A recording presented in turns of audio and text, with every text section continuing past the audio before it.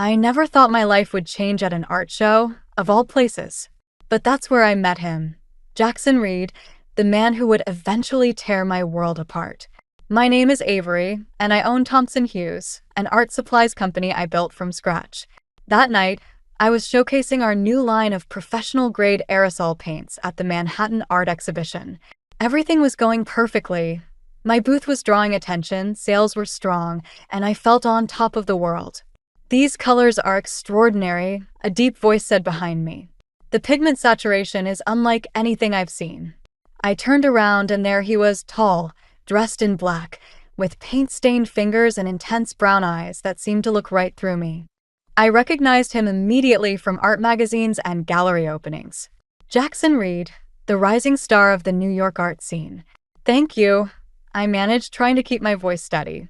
"We've spent 2 years perfecting the formula." He picked up one of the display cans, turning it in his hands. "You're the owner, right? I've heard about your company." "Guilty as charged."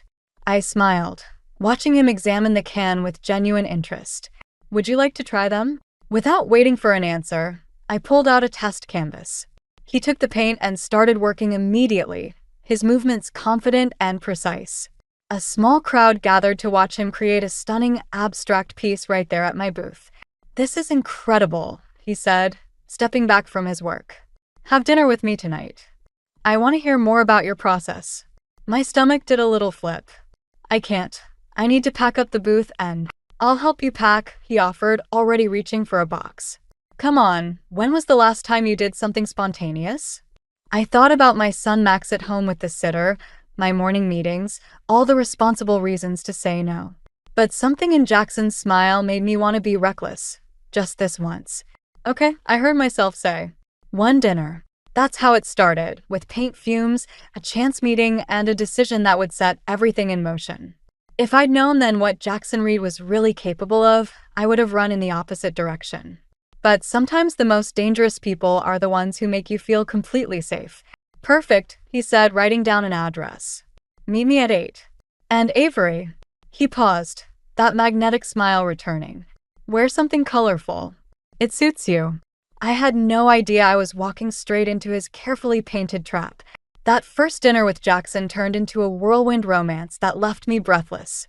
Within 6 months, we were planning our wedding, and I was house hunting for what I thought would be our perfect family home.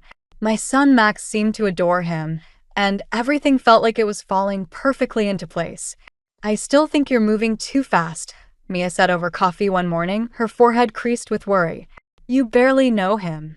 I stirred my latte, watching the foam swirl. "When you know, you know. You should see how great he is with Max." "That's what worries me," she replied, leaning forward. "He's almost too perfect. Like he's playing a role." I brushed off her concerns, but something about her words stuck with me. Maybe that's why I decided to surprise Jackson with a gift, a way to prove to myself and everyone else that this was real. The Ferrari sat in our driveway, a bright red bow on its hood. I'd spent weeks arranging it, making sure it matched the exact shade of red he always used in his paintings. When Jackson pulled up in his old car, his reaction wasn't quite what I expected. "This is—" He trailed off, circling the car. "Avery, this is too much." "Nothing's too much for you," I said, holding out the keys. "You deserve this." He grabbed me in a tight hug, but something felt off. His enthusiasm seemed forced, like he was putting on a show.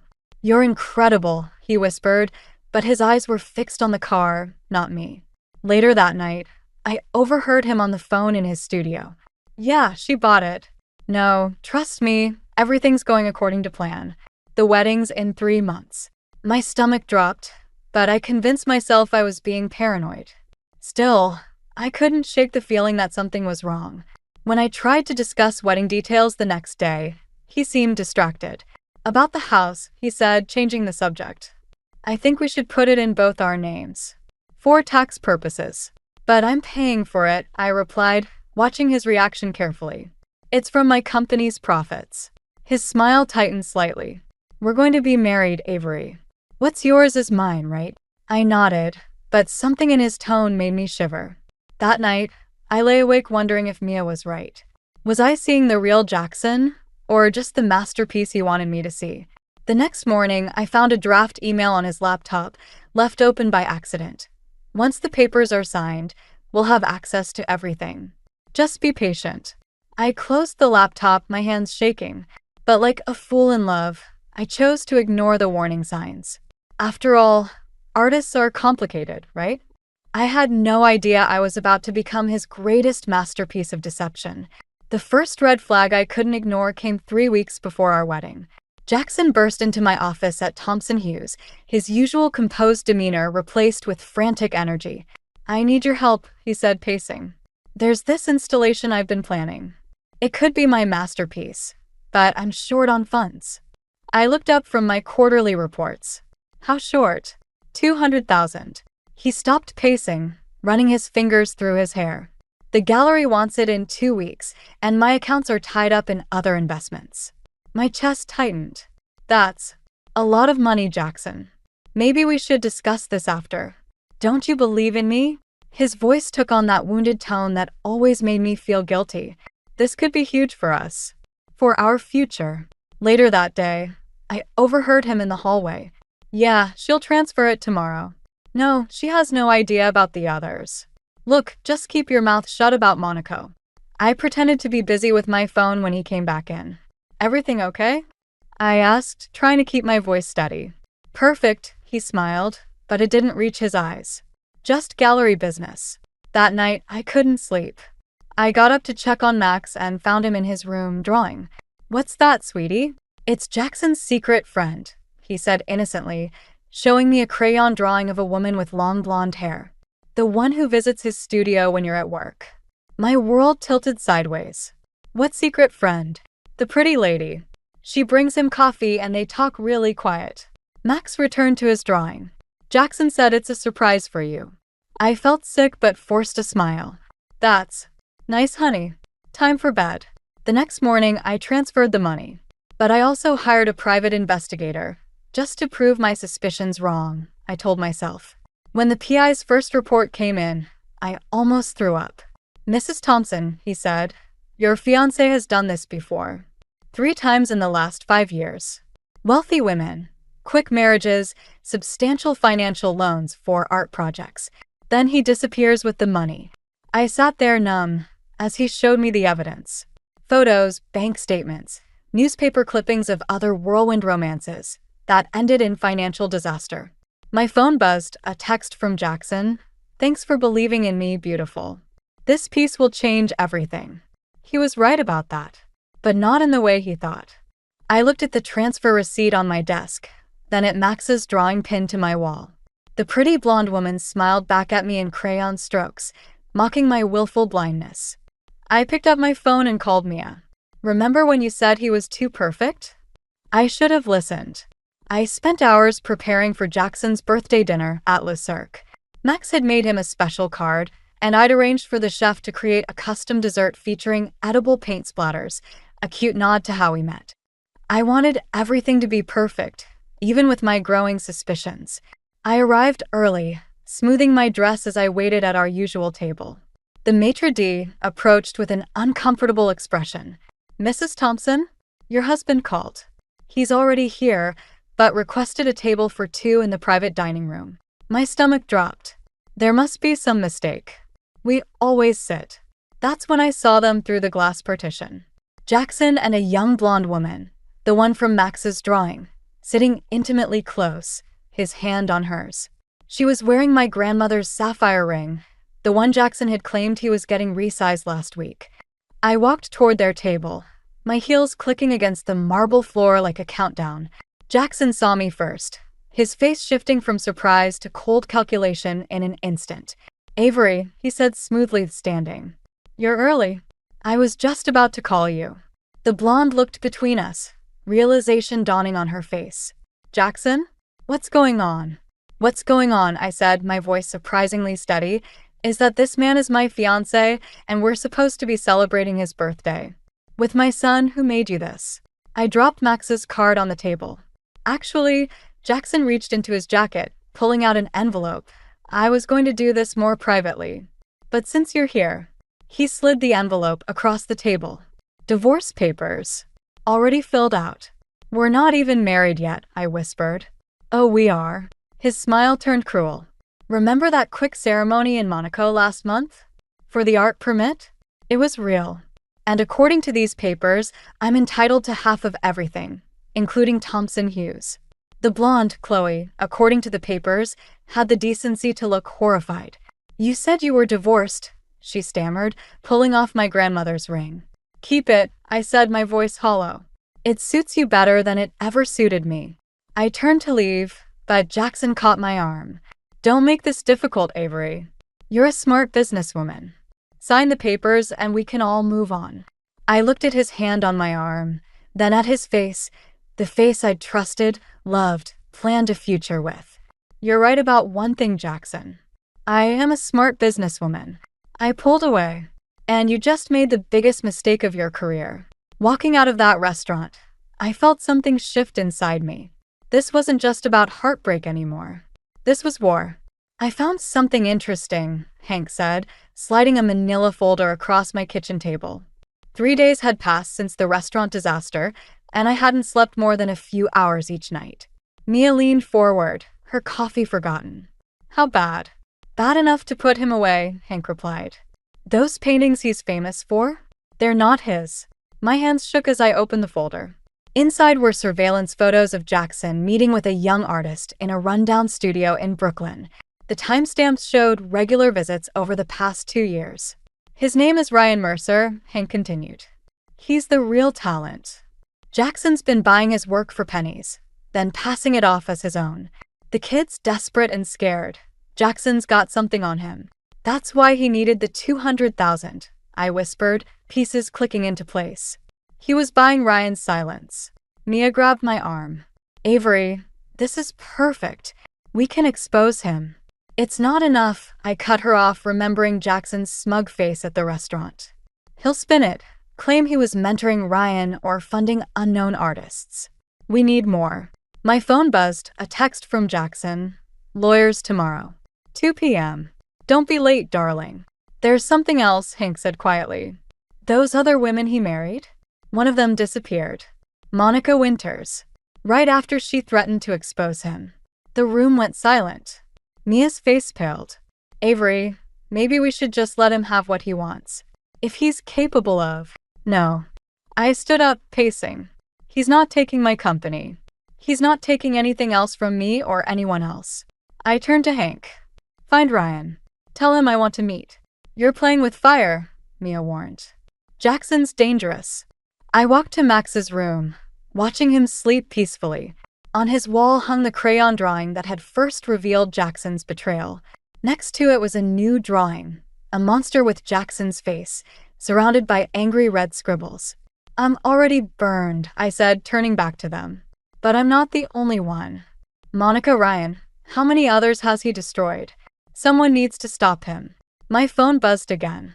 A photo from Jackson, him and Chloe in my house, in my bed, with the caption, "Moving in tomorrow. Hope you've cleared your things out." I showed them the photo.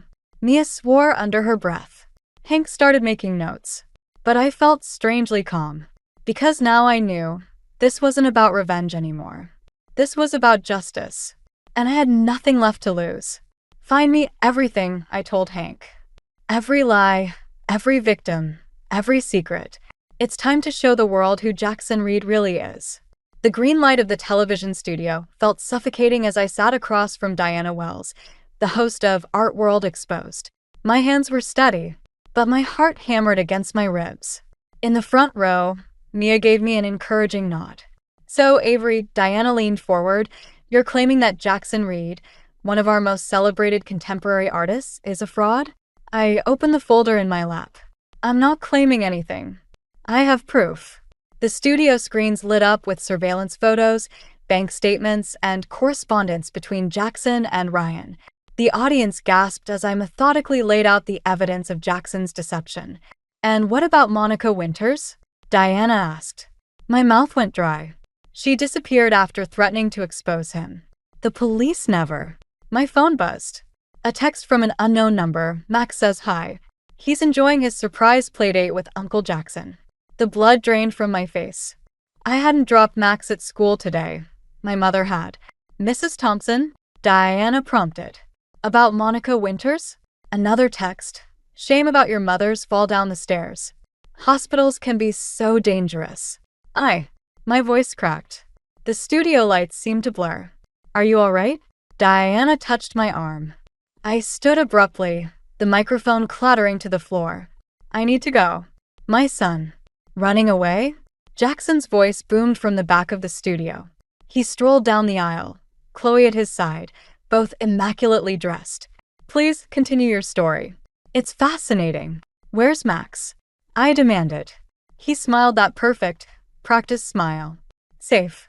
For now. But maybe we should discuss this privately. The cameras were still rolling. The audience watched in confused silence. Everything I'd planned, all the evidence I'd gathered, none of it mattered if Max was in danger. Ladies and gentlemen, Jackson addressed the crowd. My wife is unwell. The stress of our separation has led to some unfortunate delusions. I'm not delusional, I said, but my voice shook. Tell them about Ryan. Tell them about Monica. Ryan. Jackson laughed. My protege? He'll be happy to tell you himself how I've mentored him. He gestured to the wings, where Ryan emerged, looking pale and defeated. Tell them, I pleaded with Ryan. He wouldn't meet my eyes. Jackson has always been generous with his guidance. I'm grateful for his support. The audience murmured sympathetically, not for me, but for Jackson.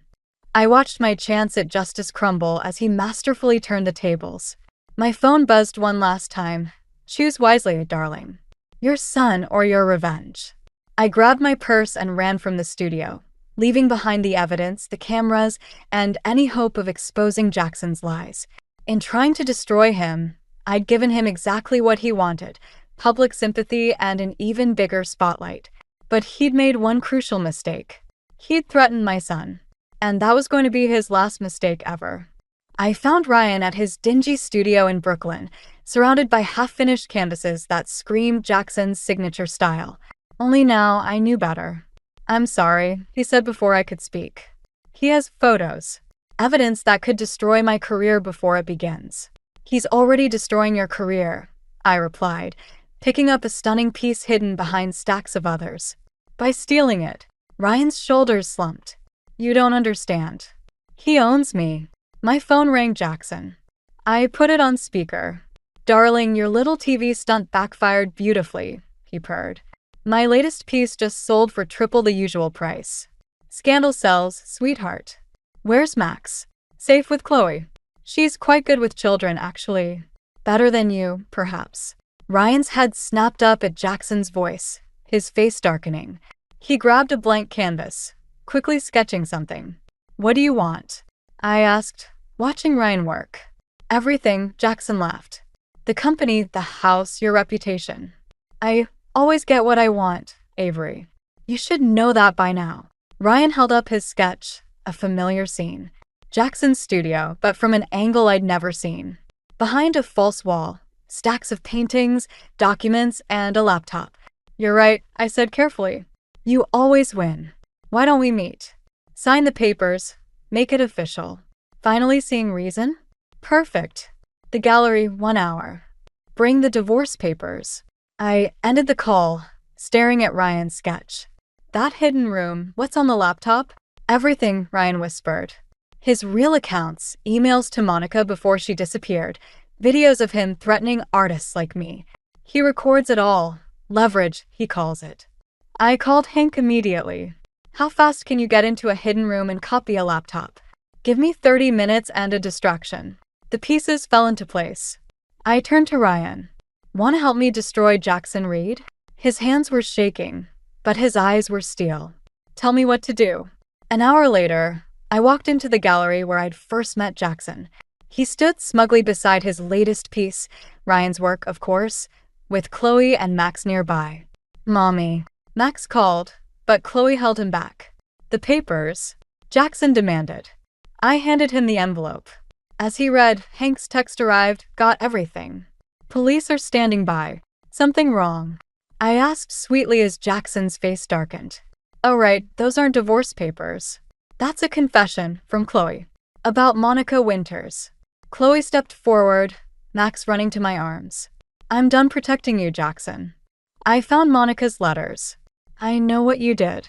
Jackson lunged for the gallery's exit, only to find Ryan blocking his way, surrounded by police officers. You're nothing without me. Jackson snarled at Ryan. Ryan smiled sadly. No, Jackson. You are nothing without me. And now everyone will know it. As the officers led Jackson away, I held Max tightly, watching my ex-husband's perfect facade finally crack. Sometimes the best revenge isn't about destroying someone. It's about revealing who they truly are. 1 year later, I stood in my gallery, not Thompson Hughes anymore, but True Colors, watching Ryan arrange his latest collection for tomorrow's opening. Max sat nearby, intensely focused on his own drawing, his tongue sticking out just like Ryan's did when he painted. What do you think? Ryan asked, stepping back from a massive canvas that seemed to pulse with energy. It's perfect, I replied, meaning more than just the painting. You ready for tomorrow? He smiled nervously. First solo show under my own name. Only took a decade. The headlines after Jackson's arrest had been explosive. Famous artist revealed as fraud. Jackson Reed's empire of lies. Missing woman's case reopened. The art world had reeled, then reformed. Ryan's truth had inspired others to come forward, revealing similar stories of exploitation and theft. My phone buzzed, a news alert. Jackson had been spotted in Buenos Aires. Some wealthy collectors were still buying his work, claiming the scandal made it more valuable. Part of me wanted to be angry about that, but I'd learned something important about revenge. Sometimes letting go is the better victory. Mommy, look. Max held up his drawing, a family portrait of the three of us, surrounded by splashes of bright color. No monsters this time. The gallery door chimed. Mia walked in with Chloe, both carrying coffee trays. After testifying against Jackson, Chloe had found her own path, starting a foundation for artists seeking legal protection from exploitation. The Times reporter is coming at 4, Mia reminded me. You sure you want to do this interview? I nodded, watching Ryan help Max mix colors for his drawing. People should know the whole story. Not just about Jackson's crimes, but about the art community's responsibility to protect its own. Speaking of protection, Chloe said quietly, Monica's sister called. They're finally getting closure, thanks to the evidence from Jackson's laptop. A bittersweet victory, but a victory nonetheless. I touched the gallery's window, where True Colors was painted in iridescent letters that shifted in the light.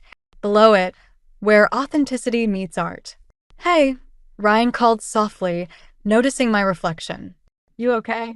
Better than okay? I replied, turning back to my family, the real one built on truth rather than illusion. Max ran up, proudly showing his finished drawing. In the corner, he'd written in careful letters, by Max Thompson Mercer. That's quite a signature, Ryan said, ruffling Max's hair. Well, Max declared with 6-year-old wisdom, Mommy says real artists sign their own work. I laughed, but felt tears prick my eyes. Sometimes the best revenge isn't about destroying someone's lies. It's about building something true in their place. And sometimes, if you're lucky, you build something even more beautiful than you imagined.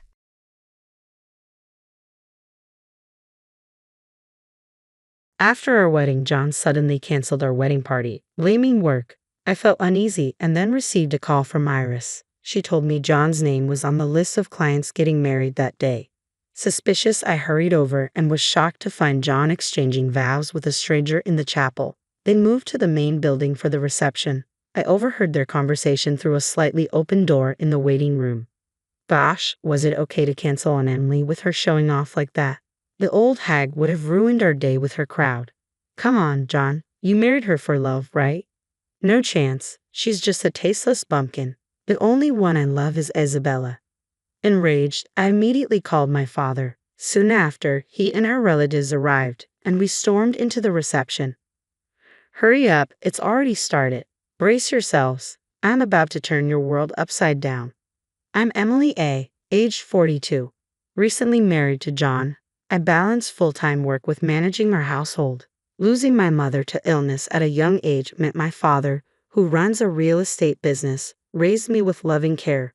Adored by relatives, I graduated college and moved to the city to live independently, though our family home remains just an hour away, making weekend visits effortless. I wanted to marry to ease my father's mind, now in his 60s. That's when I met John, who had come from headquarters to assist with work.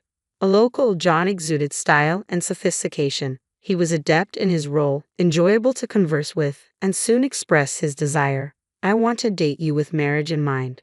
We began our courtship, and when he proposed, I happily accepted his ring. When I shared the news with my father over the phone, he was elated and plans were made for John to meet him. "Welcome. You're as impressive as my daughter," my father greeted John warmly, and they hit it off, bonding over sports. I was relieved and happy to see them get along so well. However, on the drive back to the city, John's words caught me off guard as he glanced out the window. "There's really nothing around here. Hard to believe you lived in such a place." His comment left me momentarily speechless. "Yes, it's mostly fruit orchards and homes around here. It's a quiet contrast to the city where you grew up," I replied, trying to keep the peace despite my discomfort. "But it's so quiet and boring," John continued in a mocking tone. "And that house of yours? It's so big for no reason, all on one level, giving off a real country vibe. Back in the city, we have compact yards and parking spaces. Much more efficient. I envy it. Being from the city just makes life better." I felt unsettled by his remarks but chose not to start an argument so early in our marriage. "Just typical city dweller thoughts," I reassured myself, attempting to suppress my frustration. A month later, we were invited to John's parents' stylish three-story house tucked in a densely packed corner of the city. His parents, equally stylish, exuded a cold demeanor that matched their home. I felt uncomfortable under their scrutinizing gaze, particularly when John's mother made pointed remarks about my appearance and upbringing. "So your mother passed away from illness. No parents together then. Well, it's better than being divorced," she remarked, an outdated notion that irked me. "Would you have objected to our marriage if my parents were divorced?" I questioned, displeased by her attitude. "Emily comes from a very rural area, but she's a big landowner. Her father runs a real estate company," John interjected, prompting my in-laws to lean in with interest.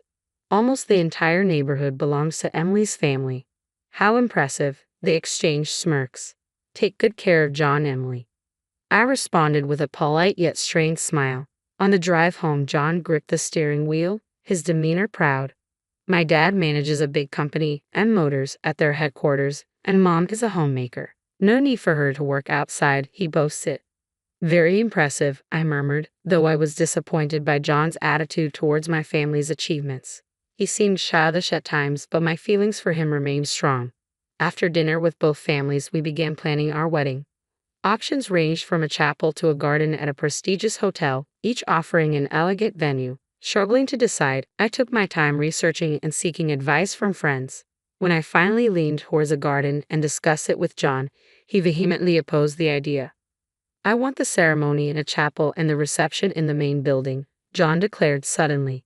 "But you said you'd leave it all up to me," I reminded him. "Well, I changed my mind after talking to some friends," John replied hesitantly, showing a promotional video on his phone. "Look at this place, isn't it great?" he asked, showing me a hall adorned with colorful flowers and smiling couples. "It is lovely," I agreed. "Great, it's settled then. Let's go with this one," John decided, quickly arranging a viewing at the venue. During our visit, John surprised me by showing earnest interest in the details of the ceremony and reception, asking staff numerous questions. It warmed my heart to see his enthusiasm, as he typically showed little interest in such events. However, his excitement waned as we continued planning. When it came time to choose the dress, wedding rings, and finalize party details, John began dragging his feet, blaming his busy work schedule. "Choose the dress you like, Emily. Everything looks good on you," he said indifferently. "It's not just about that, John. I want you to be involved. You always have great taste," I pleaded. "Thanks, but I want to be surprised on the day," John replied. "It's normal for husbands to be involved in these decisions," I insisted. John grew annoyed. "I can't help it. I have business trips on weekends. Take it up with my boss, not me," he snapped, his mood soaring whenever I brought up his busy schedule.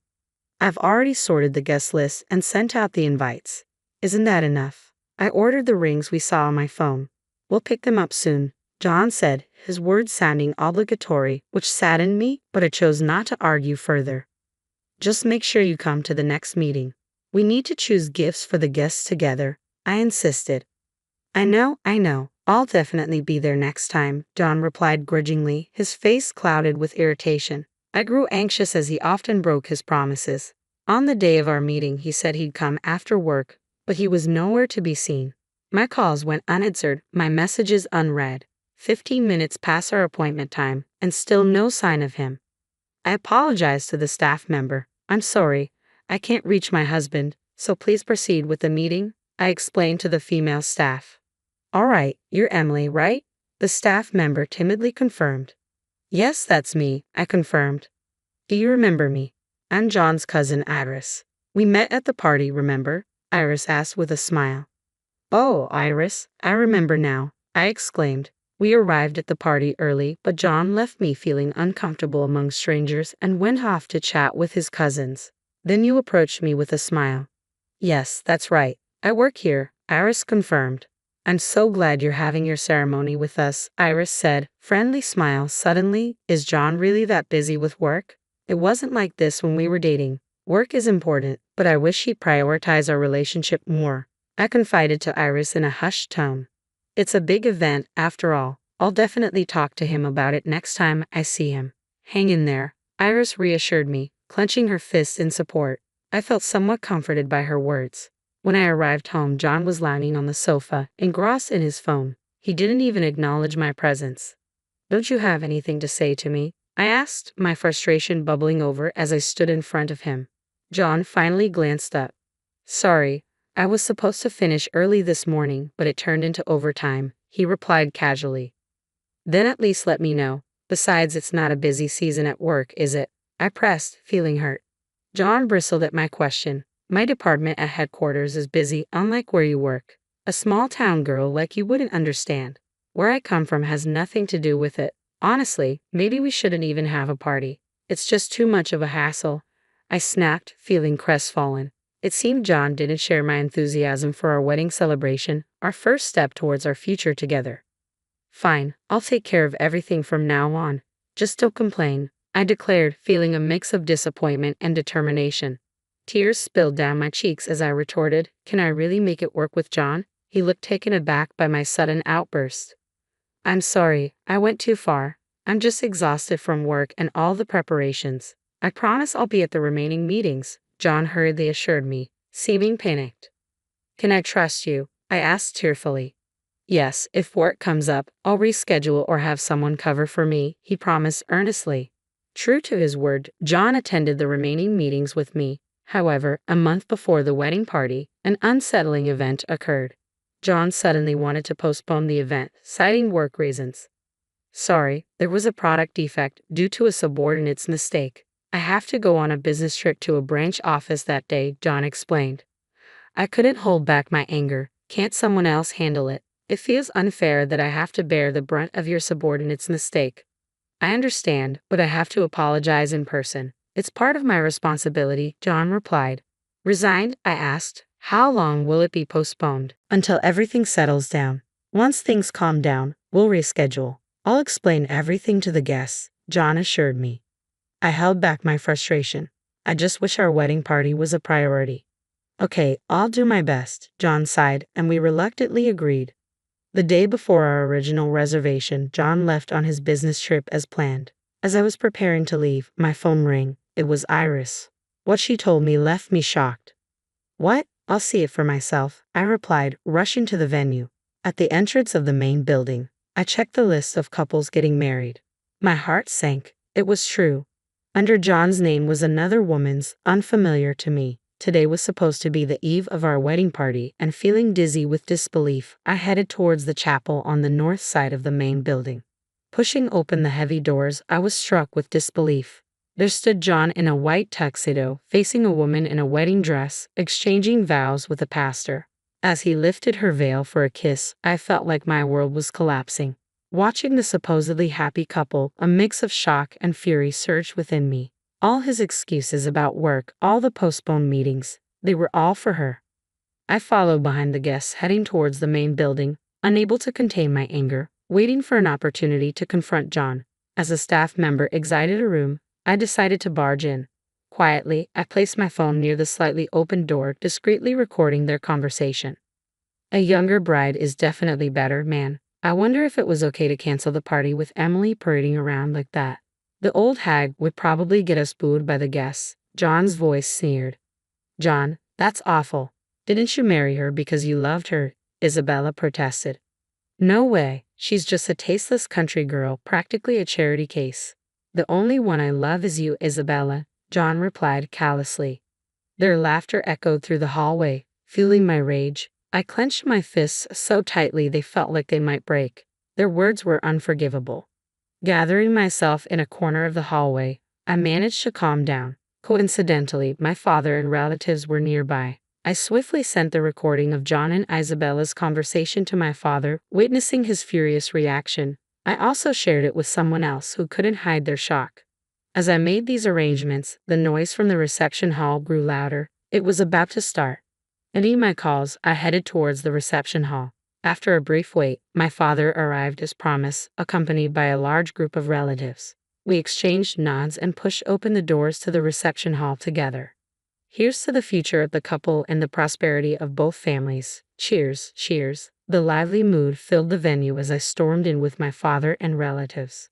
We're in a hurry. It's already started, I announced firmly to the confused attendees. Wait, what's going on? Murmured the crowd in confusion. Excuse me, who are you? You're not on the guest list. Could you please leave? The puzzled MC asked me. I smiled calmly at the MC. Who am I? I'm John's wife. John and Isabella froze on stage, clearly unprepared to see me. They hadn't informed anyone that John was already married. How peculiar. Why is my husband marrying another woman? Are you John's mistress? I addressed Isabella with a sharp gaze. My husband has always taken good care of you. Since you're not surprised to see me, you knew he was married, right? So, you're an accomplice, I continued, maintaining my composure.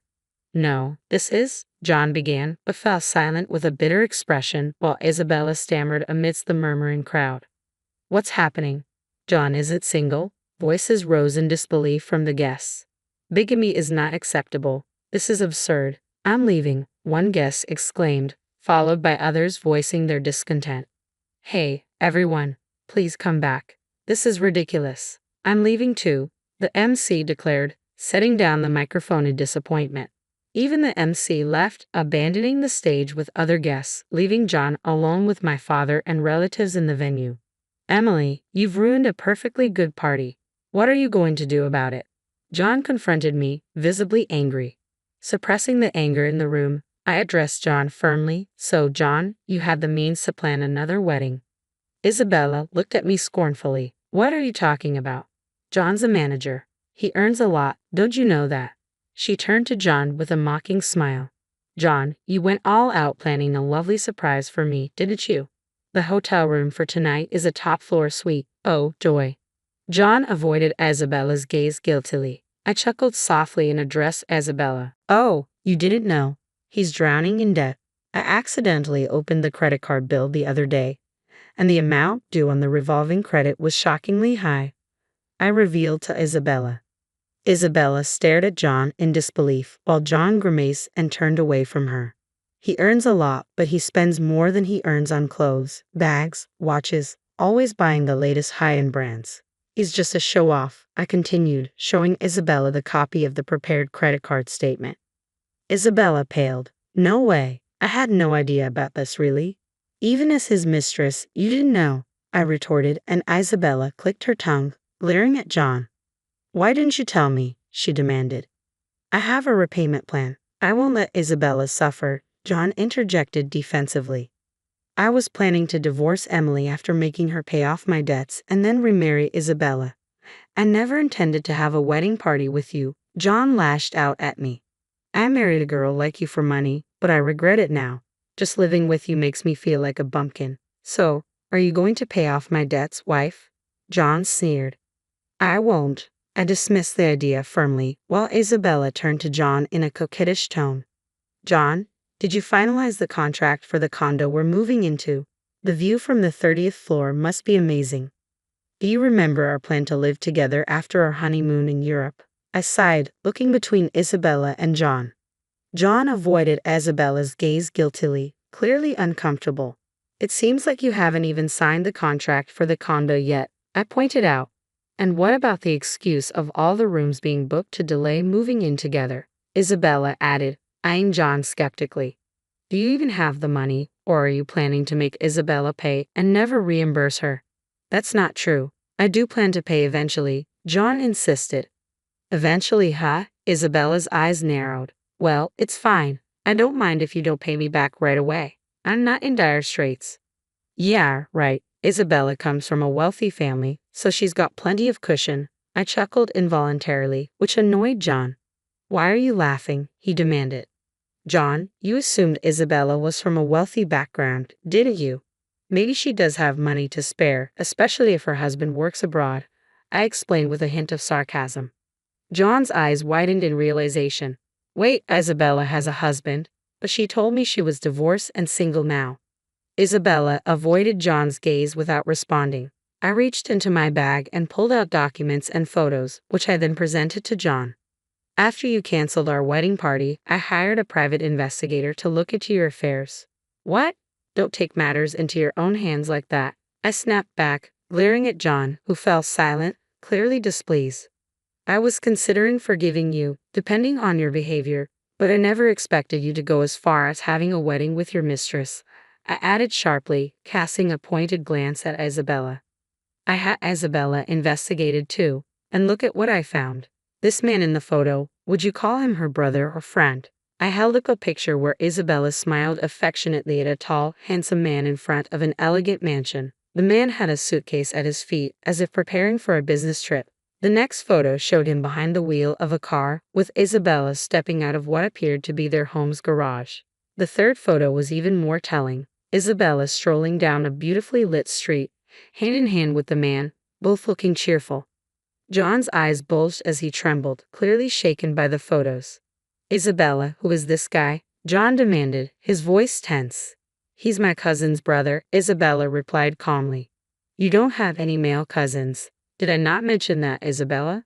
Yes, that's my husband. Handsome, isn't he? Isabella continued proudly, ignoring John's shock. My husband is always traveling for work and I get bored. So I thought I'd have a bit of fun with this moderately good-looking man. Moderately, I interjected. Yes, in person, he's as handsome as a movie star. I can't be seen with unattractive men. They have to compliment me, Isabella explained with a dismissive wave of her hand. John was visibly stunned, but Isabella carried on talking, seemingly unconcerned with his reaction. Then John entered. I was okay with my standards. Are you going to marry me after my divorce? John looked like he was going to cry. What? No way. John's company is famous domestically, but it's nothing compared to international companies. John's salary is half of my husband's. It's like a dream, right? Isabella laughed condescendingly. I just went along today because John wanted to play wedding. Play wedding? I was serious about it. As a married man, that's ridiculous. Isabella sharply dismissed him. The wedding at my in-laws was in a traditional family with a modest ceremony, and it was boring. Then John here suggested a chapel wedding, so I went along. It was fun, like filming a drama. After a satisfied smile, Isabella pouted. It felt great being like a heroine, but having it ruined by a wife is so lame. I'm bored now. Let's break up. Wait, Isabella. Don't contact me anymore. Bye. John, on the verge of tears, was left behind as Isabella swirled the skirt of her dress and left the venue. My father and relatives looked at John, kneeling and devastated on the stage, with disdain. What a disgraceful man, canceling a wedding party with his wife to marry another woman. I've never heard of such a thing, such dishonesty, hurting Emily, this liar.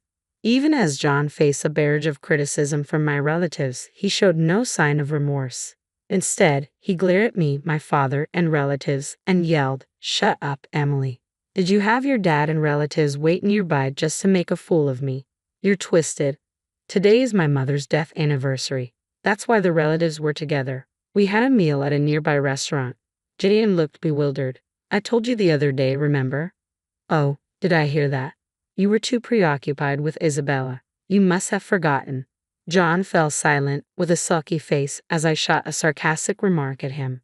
"I was supposed to attend the memorial too." I was getting ready to leave when your cousin Iris, who works here, told me someone with same name as you was getting married today. Iris? She works here. Yes, so a happy understand now. Achieved, department manager. The department manager looked confused upon seeing John and me. Emily informed me about John's wedding party, so I hurried over with my colleagues. What's going on here? He asked, trying to make sense of the situation. Well, you see, John's wedding party was supposed to be postponed, and no new date had been set, I explained. The department manager's colleagues frowned, and a younger man in the back nodded in agreement. We were told it was due to Emily's circumstances, so we assumed it was still on hold. Was I mistaken? The department manager asked, his tone serious. Yes, there was a misunderstanding about the date. It turns out it's today, so we rushed over here, I clarified, feeling apologetic for the confusion caused. I apologize for the sudden call and any inconvenience, I added, addressing the manager and his colleagues. There won't be a wedding party with this man anymore. Of course not, John retorted sharply. Marrying someone like you was a mistake. You've humiliated me. The feeling's mutual, John, I shot back, feeling a mix of anger and disappointment. The department manager turned sternly towards John. You've not only disgraced yourself, but also disappointed me as your mentor. What? I didn't mean to. John stuttered, realizing the severity of the situation. You were talented and respected by your colleagues. I had high hopes for you, but this is a huge letdown, the department manager stated coldly. I will report this to the president. Forget about any promotions. John's casual remark about his affair earned him disgusted looks from his younger colleagues. Marrying your mistress is not acceptable, John, one of them commented firmly. That's who you really are, another added, shaking his head in disbelief. The team leader position will have to be reassigned now, the department manager concluded, his disappointment palpable. We'll need to find someone else for the role. With that, the department manager and his colleagues left, leaving John to contemplate the consequences of his actions in stunned silence. Am I going to be taken off the project? No way. John collapsed on the stage, tears streaming down his face while my relatives voiced their disappointment. You get what you deserve. I thought you were serious about your work, even if you looked down on Emily and me as country folk. I was mistaken, my usually gentle father scolded John, who hung his head in shame. The following day at work, John seemed like a person walking on eggshells. News of his affair, planned divorce, and deceit spread like wildfire throughout the company and reached our clients. Once a top performer in his department, John quickly lost the trust of his superiors, colleagues, and clients, derailing his career path in an instant. Unable to withstand the disdainful looks from everyone, John resigned from the company before being transferred to a regional branch. His grand plan to deceive me into paying off his debts, then divorcing me to marry Isabella, fell apart disastrously. Deeply distraught, John sought solace at his parents' home, only to face their furious disapproval upon learning the truth from Iris. What a disgraceful thing you've done. We're being shamed by all our relatives. Marrying your mistress is not the act of a sane person. We're cutting ties with you. Don't ever contact us again. John was disowned by his own family. Left with massive debts from his lavish spending, cancellation fees for our wedding, compensation to the venue, and alimony to me, John struggled to make lump sum repayments. Despite his career experience, he was rejected from full-time positions due to his tarnished reputation and age, settling for multiple part-time jobs. Days blurred into long hours, leaving him gaunt, with stubble and noticeable white hair, barely recognizable when I last saw him on the street. Isabella, caught cheating by her husband, suffered her own consequences. Divorced and evicted from the condo, she now works tirelessly to make ends meet. Initially blaming myself for the failed marriage, within a year, my colleagues' unwavering support helped me regain my focus on work. Entrusted with training new employees and selected for project development, I advanced my career and now lead a fulfilling life. Ironically, Iris and I became close friends through this ordeal. We enjoy occasional coffee dates and trips, finding solace and joy in each other's company. Ending a marriage to a man of constant deception was the right decision. I've resolved to cultivate better judgment, not to be deceived by appearances or charm, and to continue growing personally.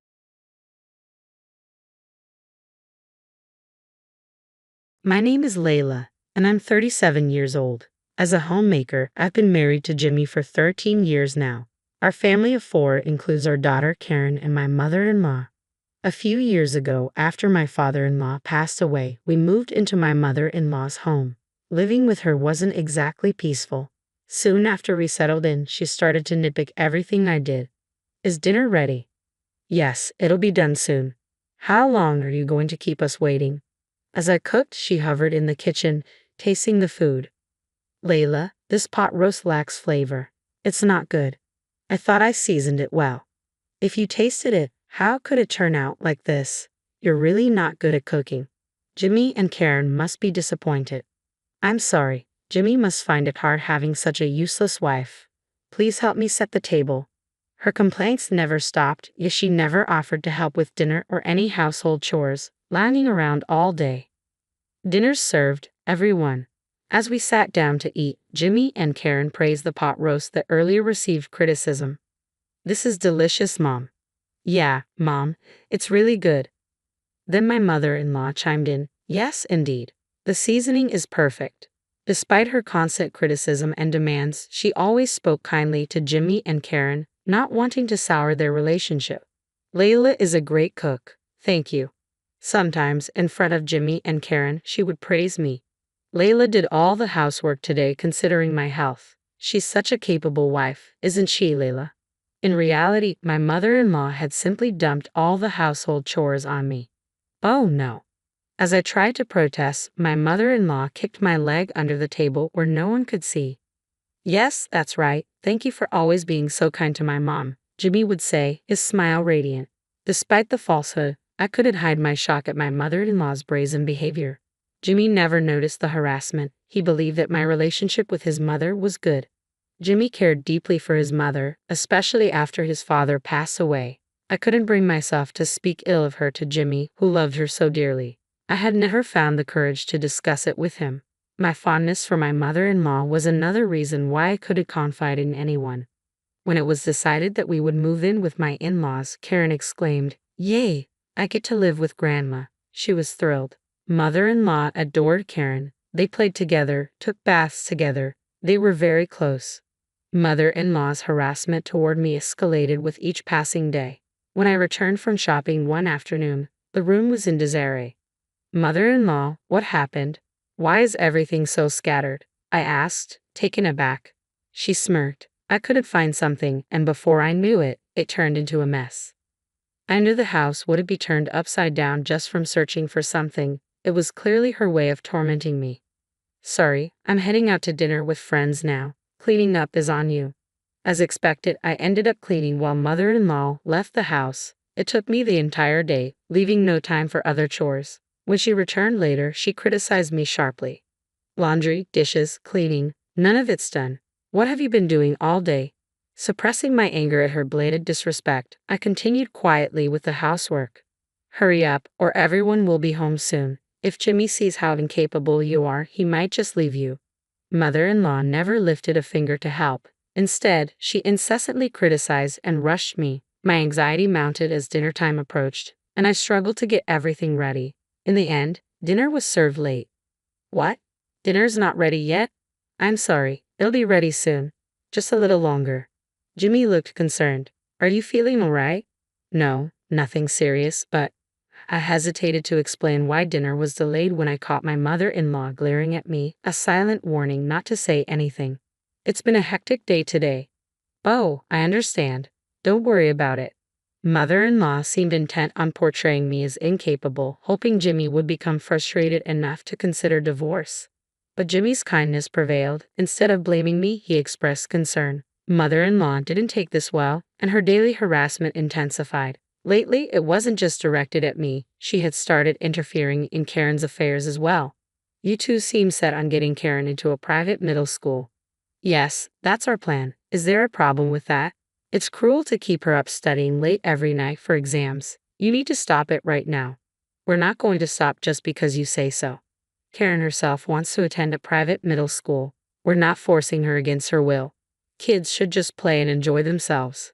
There's no need to push them into studying now. But putting in effort now will give Karen more opportunities in the future, and she wants this. You're not doing this for Karen. You're forcing it on her, aren't you? That's not true. Lately, As Karen has been studying at night and attending tutoring sessions, our family time has decreased, and mother-in-law seemed unhappy about it. Just give up on the middle school exams. It's a waste of time. I struggled to contain my anger at her dismissive command. I seethed with frustration at mother-in-law's disregard for Karen's wishes and her self-serving remarks. Isn't it normal to support Karen when she wants to do this? What? How dare you talk back? Mother-in-law was taken aback. I had never confronted her like this before. Karen's exams have nothing to do with you, mother-in-law. What do you mean, nothing to do? I'm her grandmother. Sensing that arguing would lead nowhere, I decided to leave, saying, enough of this. I'm going to pick up Karen. Mother-in-law persisted in her harassment in front of Jimmy and Karen, unable to let go of my defiance. Today's dinner looks plain. Is this all we have? I guess she must have been seething with anger. You can't even think about feeding a growing child. I'm sorry. Finally, Jimmy couldn't stay silent any longer and snapped at his mother. Come on, Mom, don't criticize the meal Layla made. Jimmy's anger flared, catching mother-in-law off guard. She quickly backpedaled. Oh, I'm sorry. That's not what I meant. Not wanting to escalate things, I brushed it off with, it's okay. After dinner, as I washed the dishes, mother-in-law approached and muttered, remember this, before retreating to her room. From then on, fear gripped me daily, uncertain of what she might do next. Then, one significant day. It was the day of Karen's acceptance announcement. Nervously, we gathered at the venue. When we checked the bulletin board, Karen's number was prominently displayed. You did it, Karen. Congratulations, you got accepted. Yay! We all celebrated joyously.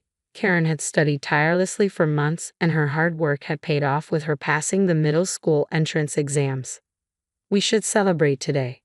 Yes, Karen. What would you like for dinner? Steak, my absolute favorite. Shall we order delivery then? Hooray. On my way home, I called the steakhouse to order a luxurious steak for delivery. We also decided to pick up a cake, so I made a quick stop, asking my mother-in-law to accept the steak delivery at home. When I called mother-in-law, she assured me, I'll take care of it. Due to a few delays, we arrived home well past lunchtime. I'm starving. I want to eat the steak now. You're right. We're late. The steak should have arrived by now, so let's eat plenty. Upon arriving home, we ran into mother-in-law's friends just as they were leaving. They all chorused, thanks for the meal, and departed, leaving me perplexed. A sense of unease gripped me, and I hurried into the house. The steak delivery was all messed up on the table. Mother-in-law, did you eat the steak? It was a delivery steak. I enjoyed it with my friends at a luncheon. You'll reimburse me later. What were you thinking? I raised my voice at mother-in-law, and she retorted, you were probably planning to order delivery and neglect your chores. I won't allow that. We ordered that to celebrate Karen's success. Karen's celebration was a success. I had informed mother-in-law beforehand about Karen's exam acceptance announcement today. It seems she forgot because she wasn't paying attention. Karen and Jimmy heard us arguing in the hallway. Karen had overheard our exchange and was in tears. Grandma saw me. Karen had eagerly wanted to share the news with Grandma, but realizing she had forgotten the acceptance announcement day, it was understandable why Karen was in tears. Mom, today was Karen's middle school acceptance announcement. How could you forget such an important day? That's terrible. Mother-in-law seemed visibly flustered. What, today, Layla? Why did you remind me earlier? I did remind you. I was too preoccupied to even be upset. Karen worked hard and got accepted. We planned to celebrate with her favorite steak. To think you ate it with your friends. I can't believe it. No, it wasn't like that. I genuinely didn't know. You didn't know? Didn't I call you about the delivery? Mom, did you eat it intentionally? Intentionally. Mother-in-law's face grew paler, and she started to sweat. She struggled to find an excuse, but appeared at a loss for words. I've had my suspicions for a while now, but you've really been harassing Layla, haven't you? It seemed Jimmy had a sense of what was going on, since I hadn't discussed it with him. He had been observing quietly. Suddenly, mother-in-law approached Karen and said, I'm sorry. Let's all go to the steakhouse. My treat. Karen replied, I hate Grandma, pushed mother-in-law away, and ran to her room. The shock of being rejected by her beloved granddaughter seemed to overwhelm mother-in-law, who sat frozen on the floor. Afterwards, I confided everything to Jimmy about mother-in-law's harassment towards me. Why didn't you tell me sooner? I couldn't bear the thought of it affecting you and Karen. I'm sorry for not noticing earlier. You don't have to endure this anymore. Jimmy suggested that we move to ensure I wouldn't be harassed anymore. Since Karen also expressed her desire not to live with mother-in-law anymore, we were able to leave the house without any further concerns. Thank you. On moving day, as I packed my belongings, mother-in-law entered the room. Are you really going to leave? Mother-in-law's face seemed on the verge of tears. Yes, you must be relieved to see me go, since you seem to dislike me so much. I don't exactly dislike you. Could you please leave? You're in the way of my packing. Trying to usher mother-in-law out, she suddenly began pleading. Please don't leave. I'll apologize for everything. I can't bear to be apart from Karen. Karen doesn't want to live with you either. No matter how much I explained, mother-in-law refused to let go, clinging and in tears. So I proposed a solution. Actually, we're moving to my parents' house. If you really can't bear to be apart from Karen, would you like to come with us? Latter. My father can be quite stern, with a rather intimidating face. I said it with a hint of malice, assuming she wouldn't agree, but to my surprise, I understand. That's okay with me. I was taken aback by her agreement. It seemed mother-in-law was desperate to stay close to Karen, knowing she wouldn't dare harass me in front of my parents, and if she did, I could always report it to my father. I agreed to live together. Jimmy added, I'm sorry if there are any issues with my mom coming along. Don't hesitate to ask her to leave. And so we all moved to my parents' house, and the cohabitation began. My father didn't seem pleased that mother-in-law had joined us. He was aware of how she had mistreated me and dampened Karen's celebration. While he didn't openly blame her, his silent disapproval made mother-in-law withdraw. She spoke less and seemed subdued. When either I or my mother asked for help with housework, she readily complied and worked hard. I couldn't help but chuckle at her transformed demeanor. Life continued without incident for a while, but eventually mother-in-law reached her breaking point and exclaimed, I've had enough of this house. My father can be intimidating, and Karen still hasn't warmed up to him. Jimmy's demeanor towards mother-in-law had grown colder, unable to tolerate various things any longer. Karen, let's go home together. Mother-in-law tried to forcefully pull Karen, who resisted, insisting they leave. Mother-in-law, stop it. Can't you see Karen doesn't want to go? It's better for her to be with me than in this house. Just then, my father arrived. What's going on? Stop this immediately. Startled by my father's sternness, mother-in-law froze in fear. I allowed you to live with us because you said you couldn't bear to be away from your granddaughter. But if you try to take Karen against her will, I will call the police for kidnapping. I didn't mean it that way. Hearing my father's shout, Jimmy rushed over as well. Mom, what are you doing? Just go. We can't deal with this anymore. I'm cutting ties completely. No, I can't believe this. Karen shook off mother-in-law's hand and yelled, Leave. Even mother-in-law appeared stunned, her shoulders drooping as she left the house in tears. Now she's back in her own home, leading a solitary life. Since then, mother-in-law has become withdrawn, and it seems even neighbors and friends have started keeping their distance. Meanwhile, our family enjoys peaceful days. Karen diligently studies at her private school, and Jimmy has grown close to my parents, particularly my father, who he joins for drinks every day. I wish I had spoken to Jimmy sooner and moved to my parents' house.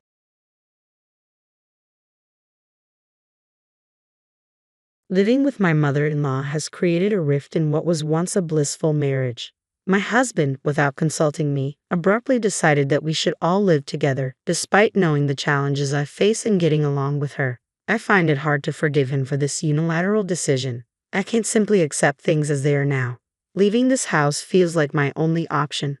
My name is Sarah, and I'm 28 years old. I've been married to Jake for nearly 3 years. We met at a social gathering, dated for 2 years, and quickly married. We connected instantly due to our shared hobbies, and our relationship swiftly led to marriage.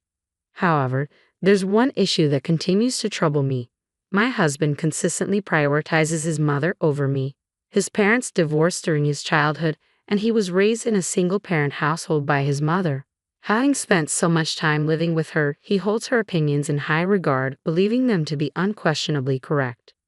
Just the other day, right before we were about to head out, my husband dropped a bombshell.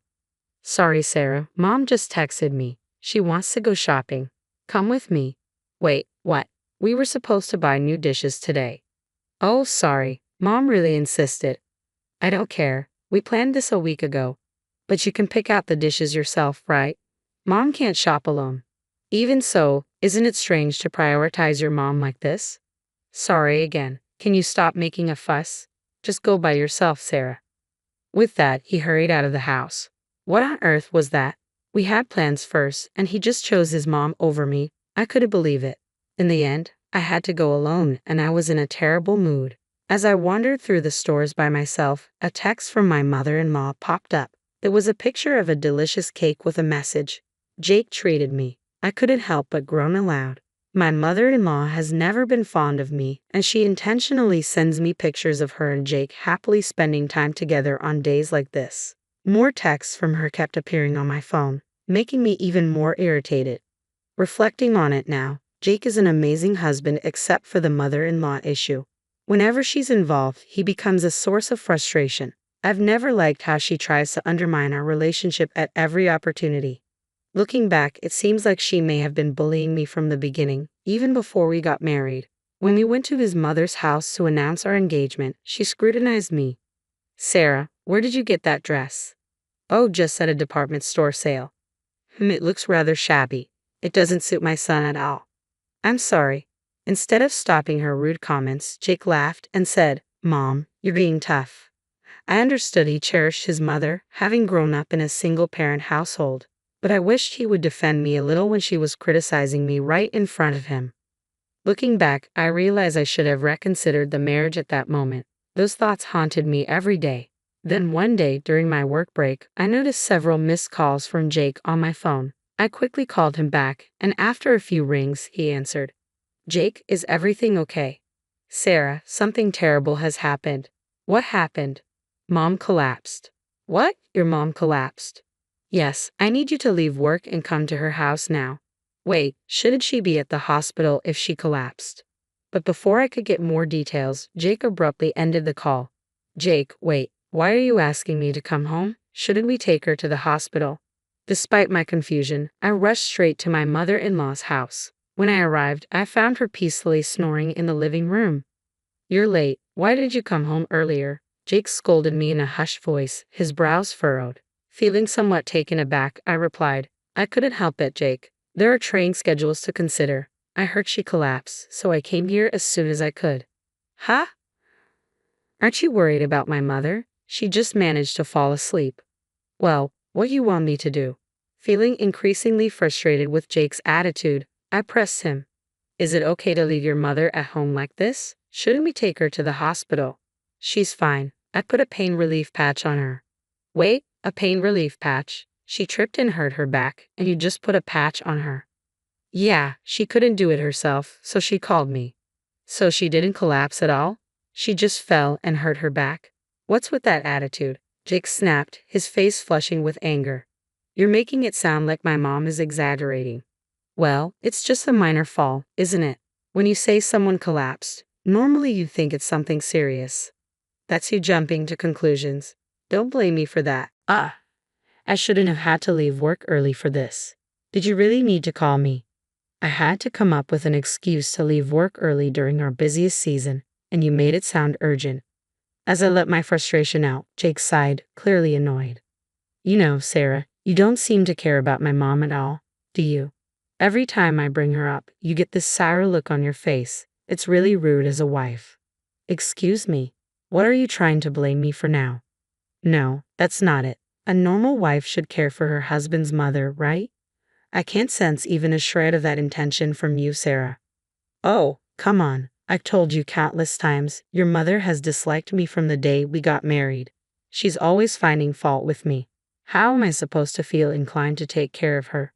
What do you mean? She deliberately reached out to you on a day we had plans. It's obviously intentional. My mom is tough on you, Sarah, because she doesn't see you as a suitable daughter-in-law. What? Seriously? How can he think like that? Doesn't he see his mother's behavior for what it is? Despite our arguments, we couldn't find common ground.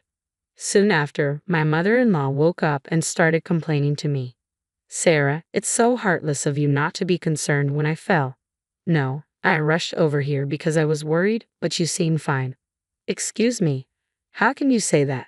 I fell and hurt my back. But you just fell, right? Saying you collapse is a bit exaggerated. Stop being so rude. This is why I can't stand sarcastic women. I should never have approved of you marrying Jake.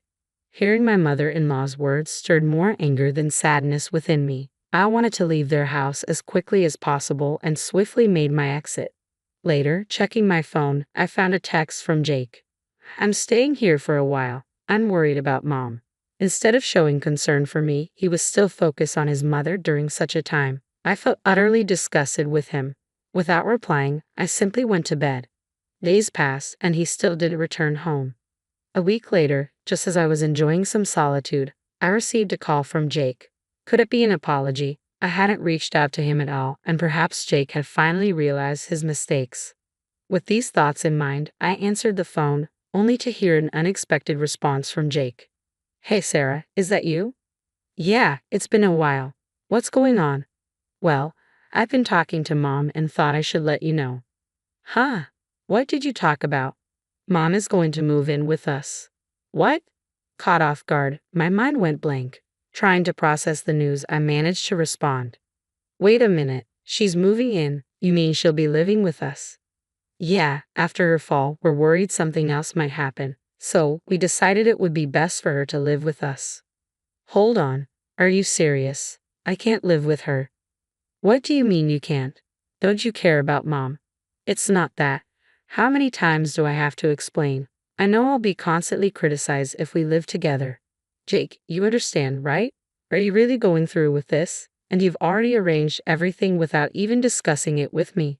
Can you at least handle it? What? Wait, it's not. Well, take care of it. Jake abruptly hung up, leaving me seething with frustration. He went ahead and arranged everything. This wasn't a joke. Why am I, his wife, being ignored in this decision? There's no way I'm agreeing to live like this. With determination, I began packing my things, preparing to leave this house to escape Jake's selfishness and my mother-in-law's interference. At this point, I couldn't see any other option. The next day, the doorbell rang, and a large shipment of my mother-in-law's belongings arrived. Just then, as if on cue, Jake's call came in. Hello, Sarah, is that you? What? I'm quite busy right now. Are you still upset about yesterday? I'm not upset, or rather, I don't care anymore. Good, that's a relief then. While I struggled to contain my irritation towards my inattentive husband, he continued, By the way, all of Mom's stuff that I sent yesterday has already arrived. It arrived. Ash finished sending my things to my parents' house. Huh? Your parents' house? In response to his confusion, I explained briefly.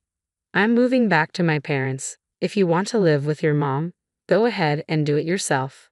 Hey, you're joking, right? What are you talking about? This is serious, Jake. It's unacceptable to decide on living arrangements without discussing it first. And why should I stay if you're making decisions like this? Who's going to take care of the house when you're both busy? Stop talking nonsense. You always do this. Mom is upset too, you know. Let her be upset if she wants. I stand by my decision. My firm stance seemed to anger Jake even more. He shouted louder than I had ever heard him. Don't be ridiculous. You're my wife. Just listen and follow through, you idiot. Who else am I talking to? Fine, whatever. I'll stay at my parents' until things settle down. When you're ready to apologize sincerely to me and Mom, come back. If you're genuine, we'll forgive you. Bye. With that, he hung up abruptly. He didn't think he was wrong at all. Instead, he continued to prioritize his mom above all else. Frustrated with my husband, I packed my suitcase and returned to my parents' house. A few hours later, the phone rang again. It was my husband. What? I'm busy right now. What's going on here? From his tone, I could tell he was shaken. Suppressing my satisfaction, I asked, What do you mean? What happened? When I got home, everything was gone. Your belongings. I suspected as much. You suspected. Weren't you just going to your parents for a few days? Did you really believe that? Sorry, but I'm not planning to come back. What? This is unbelievable. What do I tell Mom? I said you'd handle everything. Not my problem. Why don't you tell your mother the truth? I messed up, upset my wife, and she left me. How could I say such a thing? Come back right now. Don't act on your own. Don't act on my own. You were the one who suggested your mom move in without discussing it with me. Don't try to shift the blame now. Oh! Jake was at a loss for words as I shouted over the phone. Jake, who always belittled me and sided with his mother, I can't forgive him anymore. I'll address all the grievances I've been holding. Jake, what do you take me for? I'm not here to serve you and your mother, nor am I a plaything. Your actions aren't always acceptable. Hey, Sarah, calm down. Shut up, you've never really listened to me. It's too much to expect me to go along with whatever you want now. I won't take care of you or your mother. I'd rather be single. Don't talk like that. I don't want a divorce. I don't care what you think anymore. I'm tired of being manipulated by both of you. Figure things out yourselves. I'm done. Stay out of my life. You and your mother can handle things on your own, you foolish pair. Wait, Sarah. Ignoring Jake's calls, I angrily hung up the phone. I headed straight to a lawyer's office to start the divorce proceedings. After some time, the divorce was finalized. Once I left, Jake reluctantly started living with his mother alone. However, without anyone to handle the household chores, they began to argue, straining their once close relationship. As for me, after the divorce, I decided to move out of the family home. I rented an apartment close to work and focused on advancing in my career. I was rewarded with a promotion and a salary increase. Now, I find fulfillment in my work. Breaking free from that mother-son duo was the right decision for me. I'm determined to live life on my own terms from now on.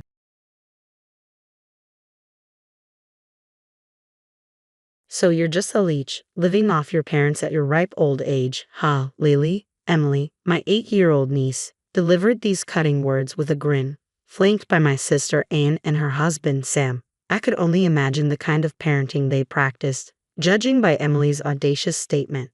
Anger simmered within me, but I knew I had to respond calmly.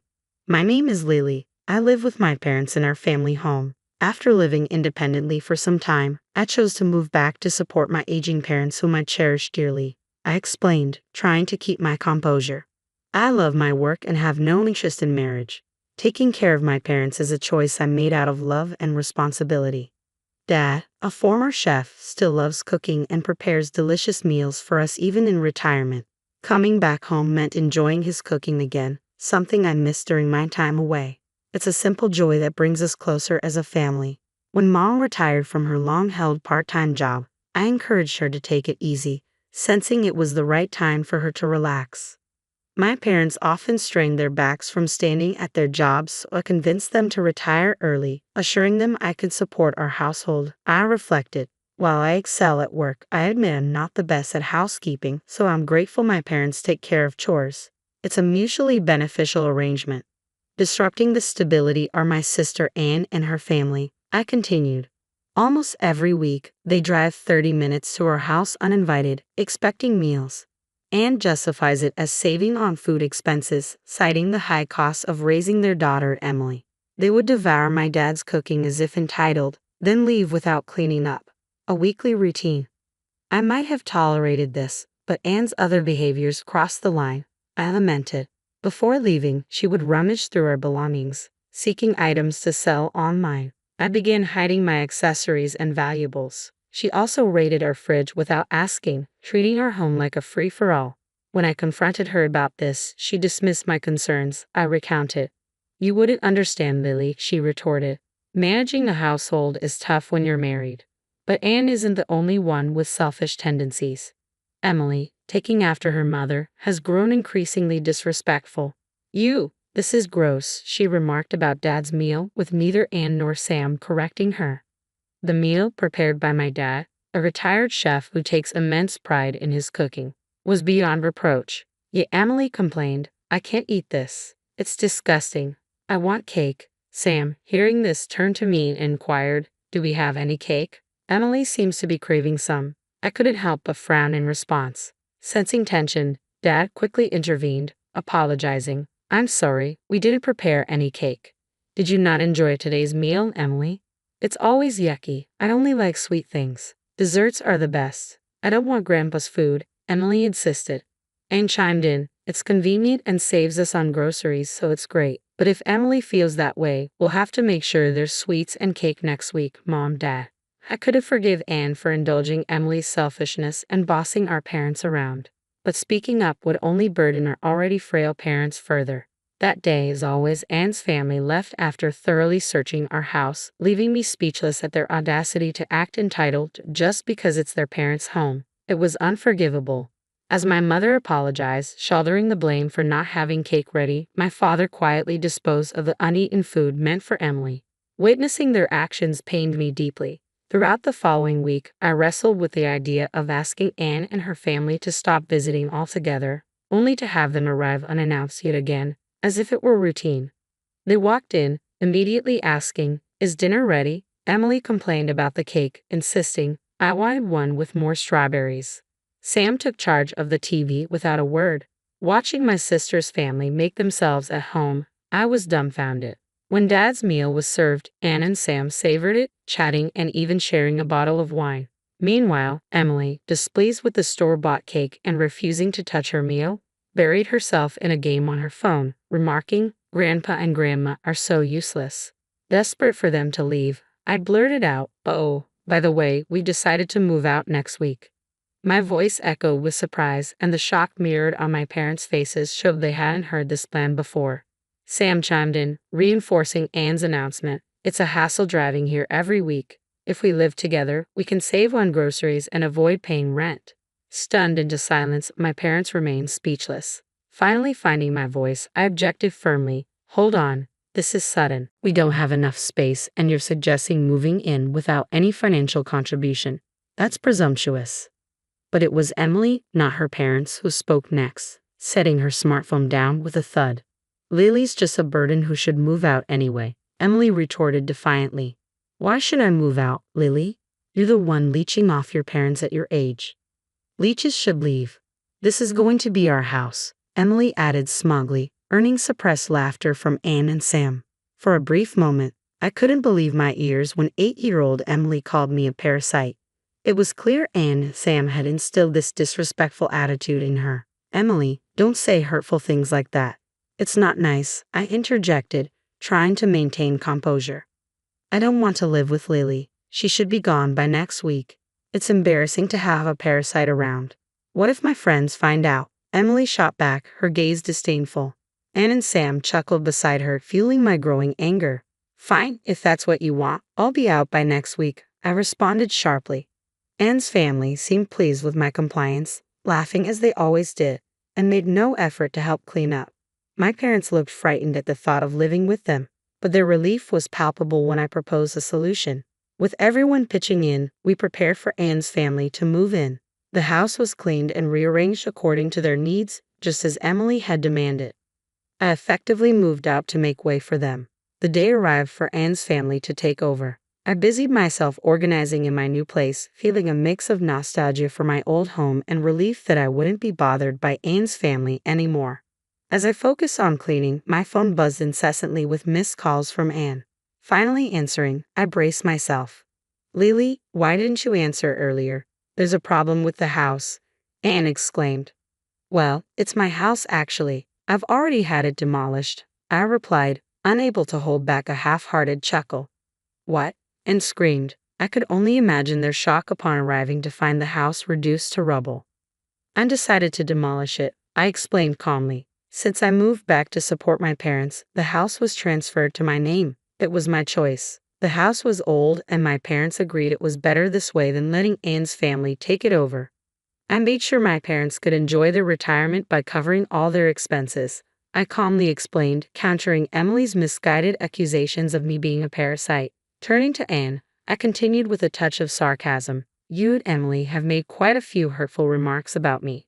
It's not healthy to teach your daughter such things. It would be a shame if Emily grew up to be just like you." Anne appeared more shocked than remorseful. "Now you come to me, almost in tears, asking what we should do. We've already ended our lease and moved out of our previous home. We're going to end up homeless," she lamented. "Emily is only 8 years old. Perhaps it's a good learning experience for her," I replied casually, focusing on my cleaning. "How can you be so heartless?" Anne began to cry. I think that should be my line. Who was it that repeatedly insulted me, both through their own words and through their daughter? I retorted pointedly. I'm sorry, I'll make Emily apologize too. Please, just for tonight, let us stay at your new place, Anne pleaded desperately. No, that's not possible. Mom and Dad are both frightened to see you now. Your negativity has affected them deeply. Our new home suits them perfectly, and they're happy here. Please stop disrupting our peace, I replied firmly. I'm hanging up now. I'm busy, I stated, ending the call despite Anne's continued pleas and protests. Afterwards, Anne continued to call numerous times, but I chose to ignore her. It seemed she also attempted to contact our parents, who also ignored her calls. Eventually, the persistent calls ceased, and it became apparent that Anne and her family had found somewhere else to stay. A few days later, my mother updated Dad and me on the situation. Anne had been messaging me, but only via text, she explained. It appears they are staying with Sam's parents now. Sam's mother, Anne's mother-in-law, is known to be very strict about rules and manners. Anne doesn't get along well with her and seems to be struggling under the roof of such a stern figure. Even Emily, who had been quite spoiled, seems to be learning from her time with this strict grandmother. It's likely she would have grown into a difficult adult if she had continued on her previous path. Looking back, this situation might be for the best. It's challenging for Emily, but it's a necessary part of growing up. Hopefully, she'll come out of it with better manners and maturity. It turned out that Anne and Sam were in worse financial straits than we had realized. Sam had a penchant for gambling, often squandering their money on bets, and didn't oppose his habit and occasionally joined in, which only worsened their financial situation. Their mounting debts pushed them to seek shelter with our parents. I was astounded by their audacity. Eventually, Sam returned to his parents' home, but reportedly disappeared a few days later. Whether he fled from debt collectors or was compelled into some form of work remains unclear. He left a note saying, "I'm leaving home. Please don't look for me," prompting the police to treat it as a voluntary departure. Now, without any savings, Sam is said to be working multiple jobs from dawn to dusk to repay his debts, and sends daily messages to Mom, detailing her hardships, but Mom remains resolute in not offering assistance. "We raised her this way, but I believe this is a necessary trial for her," Mom remarked. For your information, our parents and Sam's parents have maintained good relations and communicate regularly, I added. When Mom expressed apologies to Sam's mother for Anne and Emily's disruptions, Sam's mother responded energetically. "Having children who are worth teaching adds some excitement to life. I apologize for my son's actions. As a gesture of apology, I'll make sure to guide my daughter-in-law and granddaughter properly." Since cutting ties with Anne and her family, my parents and I have found immense relief. We now savor our days without the constant dread and annoyance. Dad, who had lost confidence in his cooking after Emily's criticism, now joyfully showcases his culinary skills in our new spacious kitchen. I've always cherished Dad's cooking, and every delicious from me seems to inspire him even more. Mom, who used to tire easily during Anne's visits and felt drained, now frequently ventures out since our move. She's joined a local club and rekindled her passion for watercolor painting. Watercolors are her forte, and under her teacher's gentle guidance, she joyfully creates her art. Lately, she's been going to the park with her sketchbook, capturing various scenes and objects. We eagerly anticipate her upcoming exhibition with the art club, planning to attend together. My life continues to be busy yet enjoyable as I pursue work I love. The constant criticism and nagging from my sister's family are now distant memories, greatly reducing my stress levels. Experiencing this relief has shown me how much strain they had been causing me. It's refreshing to rediscover my own brightness and cheerfulness. As my parents age, they're embracing their lives with newfound happiness, which brings me immense joy. Our home is equipped with accessibility features that will make caregiving easier if they ever need it. "Lily, thanks to you, we're so happy. We truly appreciate it," my mom often says. Dad echoes her sentiments with a warm smile and a heartfelt thank you. My dedication to my parents stems from a desire to have no regrets when the time comes for us to part ways. Seeing them content is the greatest reward. I want to continue living this calm, fulfilling life, and will do everything I can to maintain this daily happiness.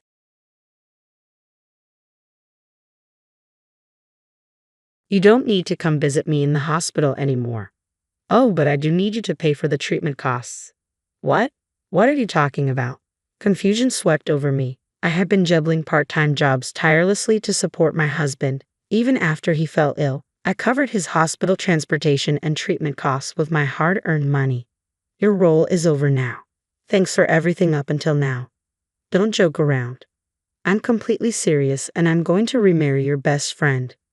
Was he really asking me to accept this after I had dedicated my whole life to him? Rage boiled within me like magma ready to erupt. As if to provoke me further, he continued, "Sorry, but you're going to have to leave our home soon. It's not your place anymore." Are you serious? Don't make me repeat myself. Since when? I couldn't help but voice the question that had been gnawing at my mind. Oh, it's been a while. Probably shortly after I got sick. I see. Despite my bewilderment, I wasn't going to agree to a divorce so easily. He might have thought I would comply quietly, but that was a big mistake. I'm quite busy as well. Here, sign this, he said, pulling out divorce papers from a drawer. I was irate, wondering just how badly he wanted this divorce. But honestly, I was tired of being married to such a person. Fine, I'll sign it. Good, that's a smart decision on your part. Yeah, isn't it? He looked at me with a smug, mocking expression on his face. There was no need to hold back anymore, and so the curtain rose on my quest for revenge. My name is Betty. I'm an ordinary housewife in my 50s. My husband John and I were about to celebrate our 28th wedding anniversary. Our son Alex got married a year ago and now lives a bit away from us. Up until that point, our life seemed to be going smoothly, but a major change happened about 10 years ago. I'm sorry for putting you through this. It can't be helped. John was diagnosed with stomach cancer during a company checkup when he was 40. It was detected early, but it was still a shocking and heart-stopping moment for us. I can barely remember the moment he told me. I'll probably have to deal with hospital visits and maybe even hospitalization. I'll handle it. Sorry, and thank you. I immediately started working part-time jobs. We had some savings, but I was uncertain about how long he would need treatment and how much it would cost. I informed our son, but he was still in college at the time, and it wasn't practical to ask for his help frequently. Thank you for today.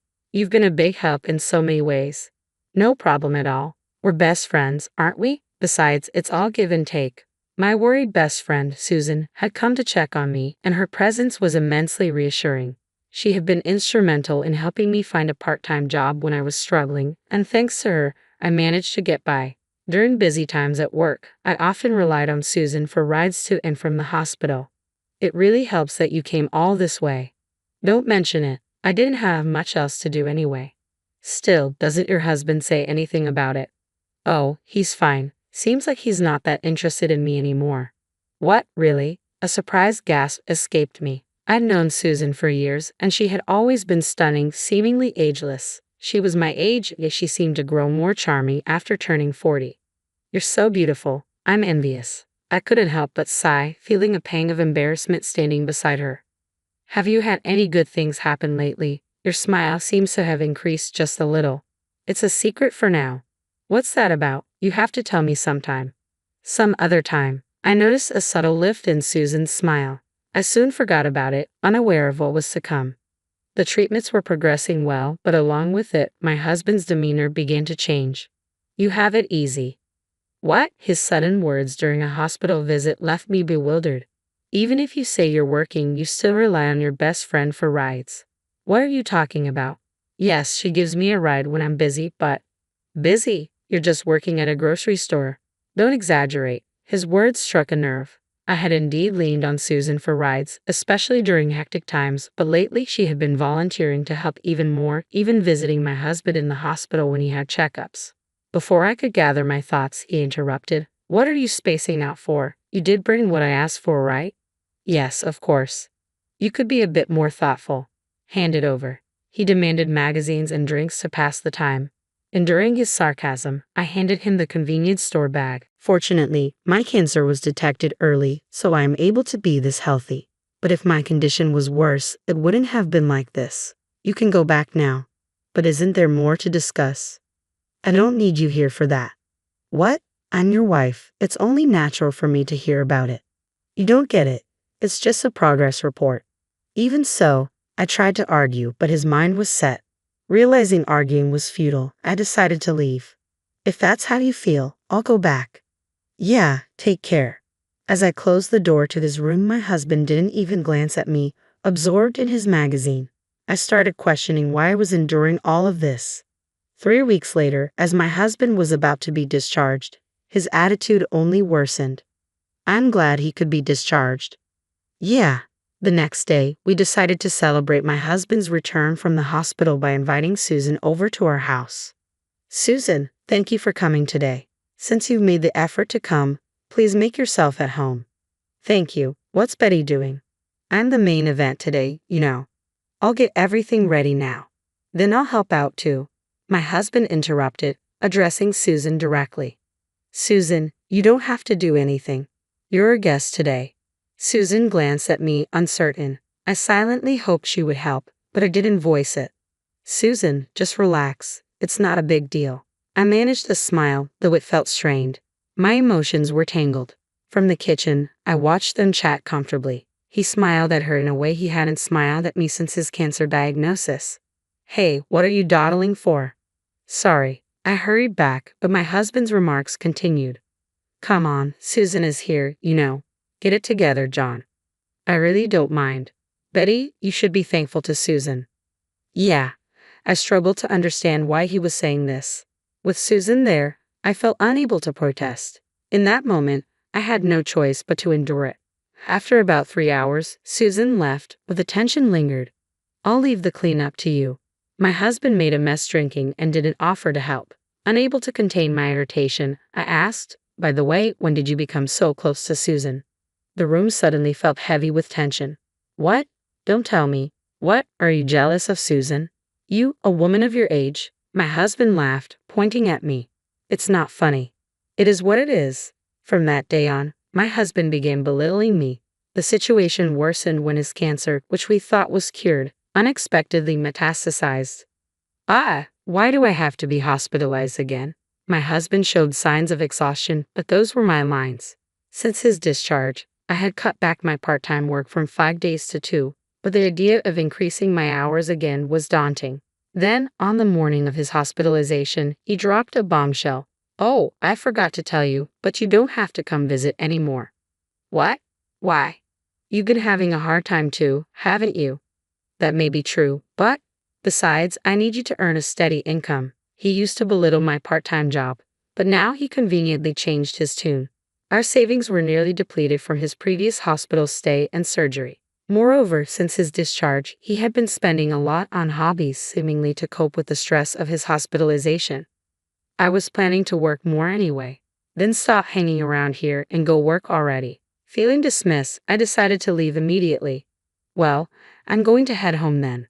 Oh, hang in there. As I tried to leave the hospital, I ran into a familiar face. Susan, what are you doing here? Oh, hey, come to think of it, John is getting hospitalized, right? Yeah, so what about you, Susan? A friend of mine is also in this hospital. After a brief chat with Susan, I couldn't shake the feeling of unease. I went to work, but thoughts of Susan at the hospital lingered in my mind. Is that you, Betty? I have a favor to ask. A favor? I thought you were going to rely on me. The day after he was admitted, my husband called me. Despite his earlier aggression, he now approached me with an unexpected request. I understand. I'll be right there. In the end, going to the hospital meant running errands for my husband.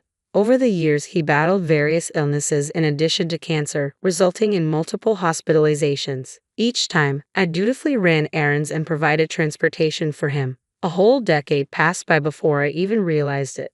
The reason I hadn't divorced him until now was because of our son. It might be about time, huh? You stayed this long because of me, right? I think it's a good idea too. My son's stepfather had a tough stance on single parents due to his own experiences. So I endured until my son got married. When he came to visit, I decided to take a chance and talk to him about it. However, it feels like I'm losing if I'm the one who brings it up. Well, knowing him, he's definitely going to say something. That's why I'm going to wait for a while. I can endure it for that. That's fine, but don't push yourself too hard, okay? I know. Every time my husband said harsh words or treated me badly, he would fall ill. I started to wonder if this was his punishment. This time, he ended up hospitalized with a stomach ulcer. Ironically, it felt like it should have been me.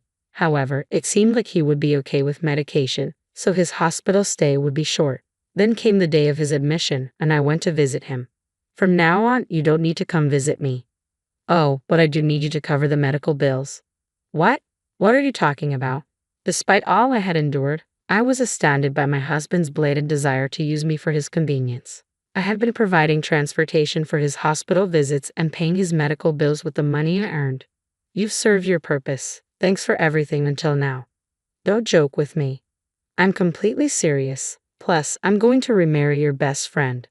My best friend? Don't tell me. Susan. Yeah, that's right. I'm marrying Susan. She's more beautiful and kind-hearted than you. His words sparked a volcanic rage within me. It felt like he was daring me to react. Divorce him and marry me instead, he said, as if best friend set off a volcano. Sorry, but you need to get out of the house soon. It's not your place anymore, my husband stated firmly. Are you serious? I asked, trying to comprehend his sudden declaration. Don't make me repeat myself. Since when? I pressed, needing to understand more. It's been a long time, probably just after I got sick. I see. Despite my confusion over his abrupt desire for a divorce, I wasn't about to agree quietly. My husband might have expected compliance, but he was mistaken. I'm busy too. Here, sign this, he said, pulling out divorce papers from a drawer. Irritated, I wondered how badly he wanted this divorce. But truthfully, I was exhausted from being married to him. Fine, I'll divorce you. That's a good decision for once. Yeah, that's right. With a bitter smile, my husband mocked me. With nothing left to lose, the curtain on my revenge was about to rise. In that case, I'll go ahead and submit these divorce papers myself. Is that so? Thanks. Taking the papers from him, I headed home, sinking into the sofa with a deep breath. The real challenge was just beginning. I called my son to explain the situation. I can't believe you were prepared for this. Well, he clearly wanted a divorce, didn't he? And the timing isn't bad. He's the one who initiated it. If you're getting kicked out, come stay with us. That's a relief, but are you sure? Absolutely. I've already talked to my wife about it. Thank you. Packing a few days' belongings, I headed to my son's house, grateful for their support. Surprised by their warmth, I found solace in having allies. But realizing he'd been planning this for nearly a decade left me wondering what his motives were. My son's words echoed in my mind. Reflecting on the signs I missed, anger simmered against my husband for treating me like an obstacle and Susan for betraying me. The desire for retribution burned within me. But what are you going to do now? Don't worry, I've got this. The divorce paper? Yes, his name is already on it, and I told him I would submit it myself. Oh, I see. So that's your plan. It seemed my son had caught on to my strategy. As long as I didn't submit the papers to the authorities, we remained legally married. Despite suspicions of infidelity, I lacked concrete proof.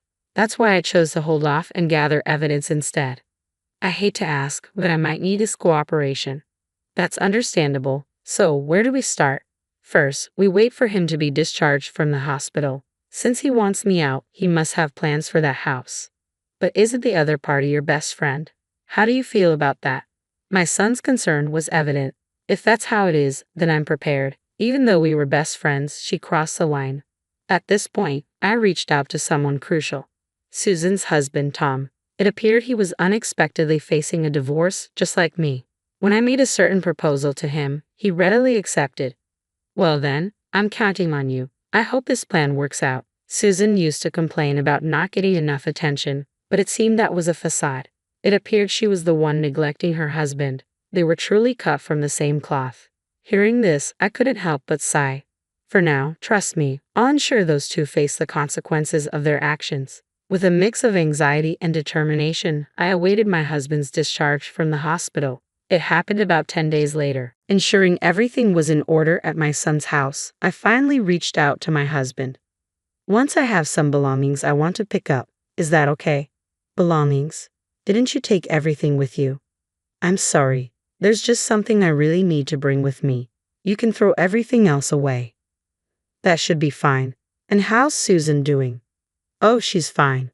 We're going to live together in 2 days, so get everything done before that. However, I had no intention of following those instructions. It had to be when the two of them were together. 2 days later, I headed to the house with my son driving. I still had the keys, so I sneaked inside. What are you doing here? I swung open the living room door with force. There, the two of them were sitting on the sofa holding hands. Why are you here? Did you forget I said I was coming to get my belongings? Then I glanced at Susan. She looked surprised, her eyes wide open. Susan, long time no see. You look well. Susan looked down, perhaps feeling guilty about her actions, even if only slightly. But it was too late for regrets now. Just grab your stuff and get out. This isn't your house anymore. What? Why? This should still be my house too, right? What are you talking about? We're divorced, aren't we? Hearing that, I couldn't help but smile slightly. I did give you the divorce papers, didn't I? The divorce papers? Ha, is this what you mean? I showed him the papers he had given me. You didn't file them? Then go file them right now. Don't worry, I'll make sure to file them later. But first, there's something I need to do. What's that? He looked completely clueless about what was about to happen. He seemed fine for now, but I eagerly anticipated how long that would last. Since I hadn't filed them, we're still legally married.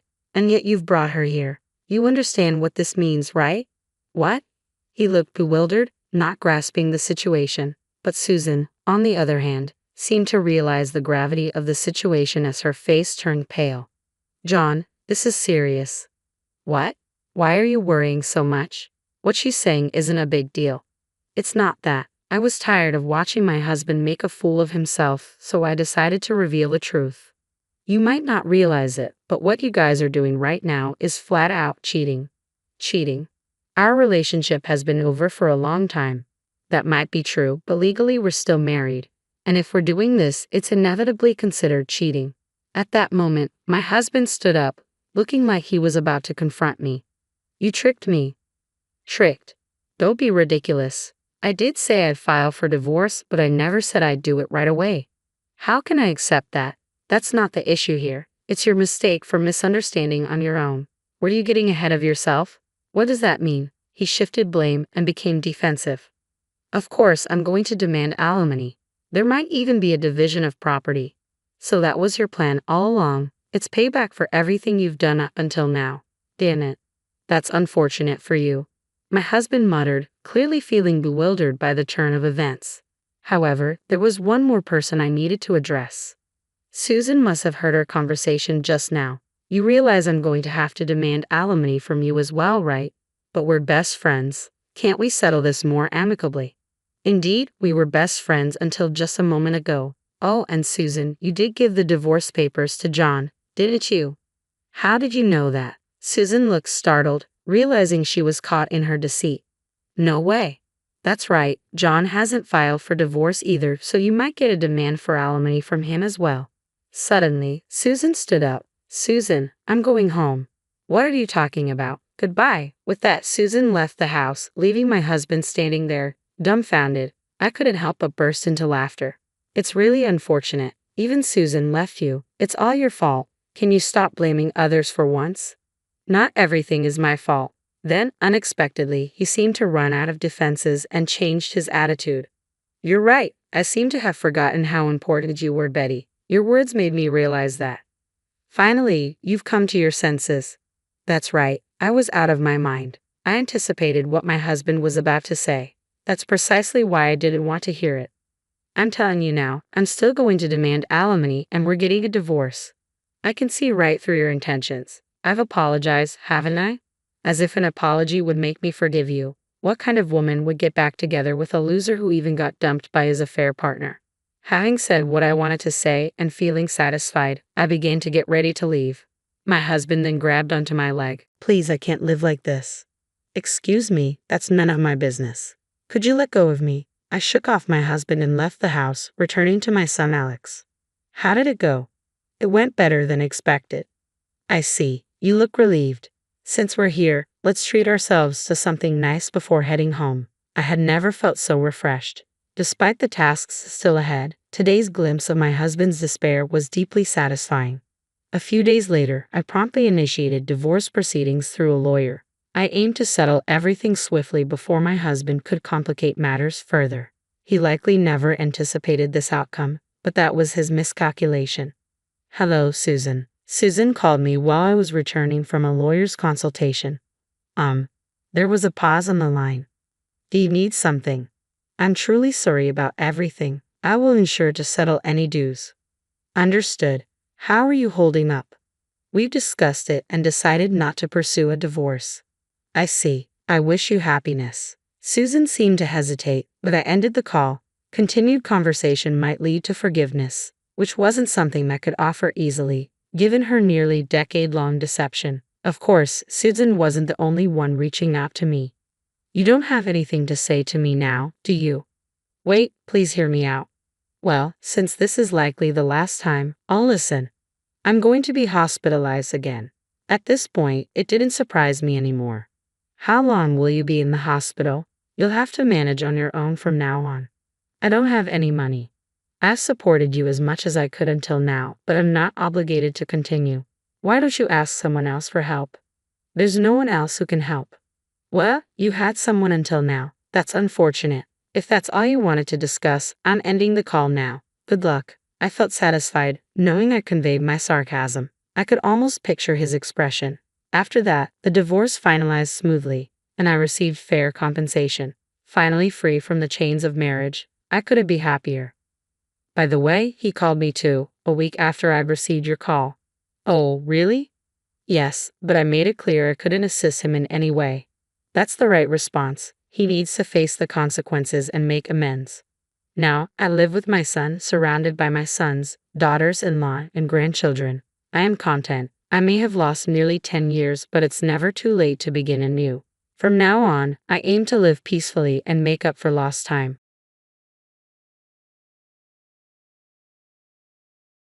As I opened the front door, there he stood, Oliver, clad in a flashy leather jacket and sunglasses. It's been a while, Oliver, I managed to say as he barged into the house without hesitation, his sudden return after years of disappearance shocking me. Behind him stood a young woman cradling a baby. Who on earth could she be? Before I could voice my confusion, Oliver introduced them. This is Stella, my girlfriend, and our child Hazel. I was dumbstruck by the whirlwind of unexpected news. And when he mentioned having something important to discuss, his request left me reeling. I want you to take custody of Chloe and get a divorce. What? I struggled to comprehend his words. How could he even suggest such a thing? Chloe, standing beside me, looked devastated. Then, unexpectedly, she spoke up. Mom, divorce isn't an option. Oliver and Stella paled at Chloe's words. My name is Luma Smith, she continued calmly, a 50-year-old woman, raising my high school daughter Chloe. Oliver, also 50, is my husband, though we haven't lived together for years. In fact, I don't even know where he's been all this time. Oliver had vanished years ago, leaving me to search desperately, filing reports and reaching out to everyone I could. His sudden return now felt surreal, bringing one shocking revelation after another. Life's twists had never seemed more bewildering. But before delving into Oliver's return, let me share a bit about my own journey. Raised by a loving yet strict father after losing my mother at a young age, I was encouraged to pursue my passions without hesitation. His words echoed in my mind as I navigated life's challenges, grateful for his unwavering support during my formative years. After securing a job, I threw myself into work and enjoyed hobbies and travel with friends whenever possible, relishing a fulfilling life. Time slipped by unnoticed, and suddenly I found myself at 30, starting to feel the pressure of marriage. That's when Oliver entered my life, introduced by a friend. Oliver was my age, charismatic and full of energy, always immersed in some adventure or another. His infectious enthusiasm gradually drew me in, and after dating for a while, he proposed. I said yes, swept up in his lively spirit. But my father, usually quiet on such matters, voiced his concerns about Oliver. I just worry about that guy, he would say repeatedly. I defended Oliver fiercely, insisting he was kind-hearted despite his carefree demeanor. Looking back now, I see my father was right. He rarely objected to my choices, and I should have listened. Yet I was soon to discover I was pregnant. Around this time, Oliver began to reveal his true nature. Check out this bike. I'm getting one next payday, he exclaimed excitedly, pointing at a motorcycle in a magazine. His newfound obsession with motorcycles grew, consuming his weekends and stretching our finances thin. When I questioned him, he brushed off my concerns, dismissing them as nagging. Recently, Oliver's behavior had soared. I wondered if it was just a rough patch, but I couldn't shake the feeling that I'd become a lower priority since our marriage. Little did I know, a devastating turn of events was looming. One day, a shiny new motorcycle appeared in front of our house. I took out a loan for it, Oliver proudly announced. I was furious. His thoughtless spending jeopardized our financial stability, especially with a baby on the way. Grumbling to myself, I rubbed my belly, pondering our situation. A few days later, while preparing dinner, I received a call from Oliver. He was supposed to be out riding, but something had gone wrong. His voice trembled as he uttered chilling words. Luna, something terrible happened. I was speeding and hit someone. My mind went blank. Oliver explained the person was unconscious and he had called an ambulance. He sounded slightly injured himself, but the details were unclear. Let me know when the ambulance arrives and which hospital they go to. I'm coming. I managed to reply before hastily ending the call. Arriving at the hospital, I found Oliver in the waiting room speaking with the police. His knee was bandaged from a scrape, but otherwise he'd appeared unharmed. I joined the conversation to gather details about the incident. The victim, Luke Jones, was a young businessman. His parents and wife arrived with anxious faces. His condition was critical. Moments later, a doctor emerged from an operating room, and the grim expression on his face told me what I feared. Confirming our worst fears, he solemnly announced, he didn't make it. The wife's anguished cries pierced through the hospital corridor. What followed was a descent into chaos. Oliver was swiftly arrested, facing serious charges for a fatal traffic accident. Mr. Tanaka, the victim, had been crossing legally on a green light when Oliver, speeding through a red light, struck him. The tragic outcome escalated the severity of the incident. Adding to the horror, Oliver's motorcycle was uninsured, leaving the victim's family to rely on mandatory liability insurance for compensation. Even then, it wasn't enough, and Oliver was liable for the remaining expenses. I'm in a bind. Luna, can you help cover it? Oliver's request, made with casual disregard, left me speechless. I don't have that kind of money, I replied, stunned not just by the financial burden but by Oliver's callous demeanor. He seemed detached from the gravity of the situation, focusing instead on the inconvenience of his impending imprisonment. Traffic jail might be lighter than regular jail, luckily. I'll have time to catch up on my comics, he remarked with unsettling nonchalance. Since becoming pregnant, I had seen glimpses of Oliver's frivolous side, but I never imagined it could manifest in such a catastrophic way. I was at my wit's end. That's when my father stepped in to help, I recounted. I understand the situation. I'll cover the compensation, but there's a condition, my father offered. Oliver, visibly relieved, quickly agreed to my father's terms. And so my father settled the remaining compensation on Oliver's behalf. With savings from his days managing an apartment building, my father made it possible. 2 years later, Oliver was released from traffic prison. His former job was long gone, but my father, leveraging his connections, secured Oliver a position at a small company. Grateful for the opportunity, Oliver's attitude toward my father softened. He provided financial support and ensured Oliver stayed on track, wary of his opportunistic tendencies. You've shown recklessness, and this accident reflects that.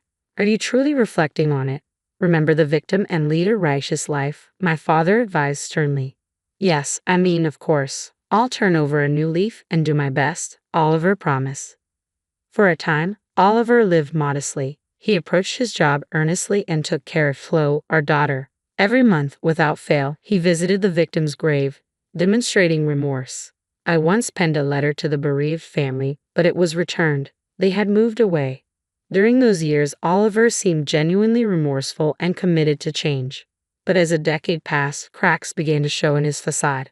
Around then, my father's health declined, and hospital visits became routine. Eventually diagnosed with a rare illness, he struggled to leave the house even after discharge. My days became consumed with caregiving and work with Chloe now in middle school. She was dependable and managed much on her own. Balancing her studies during exams was challenging, and our lives were stretched thin, barely meeting ends meet. During that period, Oliver's once hidden frivolous and irrational side began surfacing.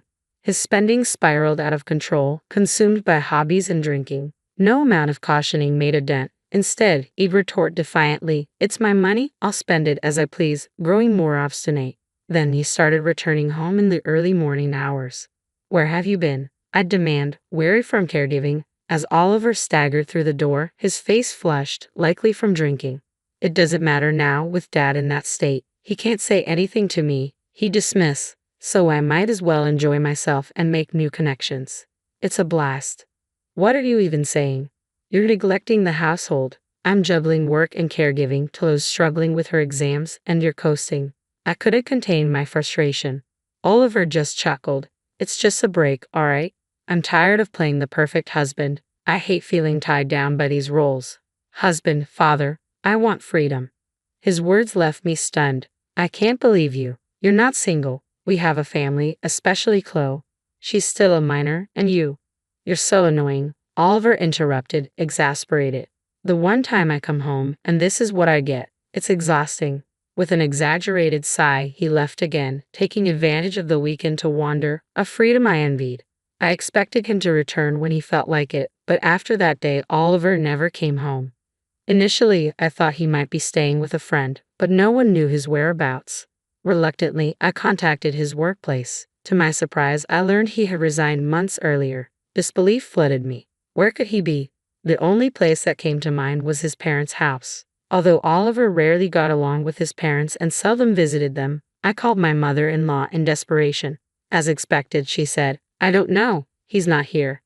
As a last resort, I turned to the police. I filed a missing person report, but his location remained unknown. It seemed there were people assisting with his disappearance, but their identities and motives eluded discovery. Meanwhile, my father passed away. By the time Oliver vanished, my father was already on a ventilator and unable to communicate well. Tearfully, I went through the motions of arranging the funeral. I felt immense guilt for marrying such a selfish man as Oliver, causing my father so much worry. Remorse weighed heavily on me. Another regret plagued me. With my father's money, I had planned to rebuild our house. The idea was to demolish his old home and construct an accessible new one on the property. We hoped living together would bring my father happiness. But that dream dissolved with his passing. Frustration filled me as I mourned. Between Oliver's disappearance and my father's death, it seemed troubles arrived in pairs, leaving me utterly disheartened. The plan for a new home had to be shelved as I navigated daily life, gradually regaining strength. Despite my father's absence, I eventually resolved to use the money he left us to build the house. Those of us left behind had to continue living. Eventually, the house was finished, and Chloe and I moved from our old apartment to our new home. Standing before our house, a strange sense of peace washed over me. Even Chloe couldn't help but smile. There's no point in dwelling forever. Let's start fresh here, I said aloud, just as something unexpected occurred. One morning, the doorbell rang abruptly. Opening the door, I was shocked to see Oliver standing there. Oliver, clad in a flashy leather jacket and sunglasses. What on earth? How did you find this place? I demanded, taken aback. Long time no see, Oliver replied casually, striding into the house as if he owned it. Building a new house on your dad's land, huh? That's a bold move. Ignoring my questions, Oliver made himself at home, acting as if nothing had happened during his absence. Why are you just walking in? Where have you been all these years? Do you have any idea how desperately we've been searching for you? I pressed, frustration and confusion mingling in my voice. Hey, don't be so upset. Let's all sit down and talk, Oliver suggested, taking charge as if he hadn't been missing for years. Mom, who is this? Chloe interrupted her studies, coming over to investigate the commotion. Oh, Chloe, huh? You've grown, Oliver remarked casually, but Chloe's expression hardened. She had witnessed firsthand the turmoil Oliver had put me through. Her disdain for her father was palpable. Following Oliver into the house was a young woman, catching Chloe's suspicious eye. The woman, heavily made up with brightly dyed hair and flashy attire, held a baby and smiled triumphantly. Discomfort settled over me like a wave. Do you two know each other? It's our first time meeting, Oliver introduced. This is Stella, my girlfriend. Despite her surprise, Stella greeted us calmly. Pleased to meet you, she said with composure. After disappearing for years, Oliver returned suddenly with a girlfriend in tow. It seemed surreal, but what came next was even more shocking. Oliver proudly pointed to the baby Stella held. This is Hazel, our daughter. Isn't she adorable? A child? I felt dizzy, struggling to keep my balance. How could Oliver be so lacking in common sense? Was he always this irresponsible? I managed to find my voice, barely able to comprehend the situation. You show up out of nowhere with a girlfriend and a child. What is all this about? Shouldn't you have sorted this out after getting a divorce? You are, Oliver began, but I cut him off sharply. Stop. Enough with the excuses. Can we focus on the present situation? Why are you here? Despite my interruption, Oliver confidently gestured to Stella and took a seat as if he owned the place. Their brazen behavior and mindset were beyond our understanding. How can we even consider a favor from people as irresponsible as you two? Just leave now, Chloe exclaimed, her disgust evident. Oliver pretended to be startled. Oh, scary, scary. Chloe's becoming just like Luna, not cute at all. Don't make fun of me, Chloe, I intervened, glaring at Oliver and Stella, then placing a reassuring hand on Chloe's shoulder. Let's take a moment to calm down, Chloe. I wasn't sure if it would be worthwhile, but we needed to hear them out without letting Oliver's presence dictate our emotions. Taking a deep breath, I managed to calm Chloe, who seemed ready to confront Oliver. Finally, we all sat down. What have you been up to since you left? I inquired, trying to keep my tone neutral. Just before I left, I met Stella working at a club. She's young and cute, and we really hit it off, Oliver explained, flashing a smile at Stella. It was so unsettling, it almost bordered on absurdity. So, I shared with her how I was having a tough time with you and your parents, and she suggested I move in with her. So I did. And you know what? It's been great. Stella isn't always on my case like you are. She's kind. Then we had Hazel, and Stella said if I took care of her, I didn't need to work anymore. So, I quit my job. Became a stay-at-home dad, you know. Oliver continued, seemingly unaffected by our stunned silence. Sometimes Stella travels for work at clubs in different cities, and I'd tag along. Living in various places across the country felt like a permanent vacation. It was awesome. No wonder you couldn't track me down. Essentially, I've been living off a younger woman. But now that Hazel is old enough for daycare, we thought it was time to settle down. That's why we're back. And then we stumbled upon your new house, followed you here, and were surprised by what we found. Looks like you guys are living the good life, huh? Oliver rambled on, his grin widening. Despite my efforts to remain composed, it was challenging dealing with someone so disconnected from common sense. So, what exactly are you saying? I asked tersely. Oliver declared proudly, basically, we want this house. It's spacious and suits us better. We'll put it to good use. I'll divorce Luna so you and Chloe can move out. What? What are you even talking about? I responded, incredulous. Oliver hesitated before continuing. I'll give up custody of Hazel, so just divorce me and leave. At that moment, it became utterly incomprehensible. How could someone think like this? I was at a loss for words, but unexpectedly, Chloe spoke up. Divorcing you, Mom, isn't an option because, Chloe's voice turned cold. Have you forgotten Grandpa's condition? Grandpa's condition? Oliver looked puzzled, clearly caught off guard. What are you talking about? That incident, Stella interjected, equally perplexed. Didn't you know, even though you're his girlfriend? Oliver was involved in a motorcycle accident where someone died, and my father paid compensation to the victim's family. But there was a stipulation. I will cover the compensation to Mr. Jones's family. However, if anything leads to the dissolution of my marriage with Oliver, I will reclaim the entire amount from him. As the weight of my words sank in, Oliver and Stella paled visibly. Oliver must recall agreeing to those terms, although he was likely too focused on the money to remember the specifics. I stated firmly, leaving the house without permission, disappearing without a trace, and on top of that, having an affair and a child, it's safe to say our marriage is irreparably broken. But your father has passed away now, right? Those conditions surely can't still apply, Oliver countered, visibly flustered. Unfortunately, my father's passing doesn't nullify it. We documented it in writing, making it legally binding. If you violate it, we have grounds for a lawsuit. And there's more to the agreement. If you can't repay the money, you're required to work at a day labor facility my father specified, with wages deducted accordingly. Oliver was speechless, attempting to respond but unable to find words. It was evident he lacked the funds. Oliver had always been impulsive with spending, devoid of savings. Even now, relying on Stella's income from the club, he must be financially strapped. The day labor facility remained his sole recourse, a prospect Oliver dreaded. After all, he was originally slated to work there upon release, a place where ex-convicts engage in demanding physical labor. No, I have money, Oliver asserted in a strained voice. Oh, really? Where is it then? Well, Stella does have money. She's a top hostess, earns quite a bit. So, paying that compensation won't be a problem for her. Oliver regained his composure, chuckling dismissively. Is that so? As long as the compensation is repaid, the method doesn't matter. But here's the deal, Stella. Either pay up or work at the day labor facility. We can discuss divorce after the debt is settled. I can't risk letting you both roam freely without knowing what you might do next, I said coldly. Oliver smirked in response. Haha, like I'd ever do day labor. Just have Stella handle it, and we're good.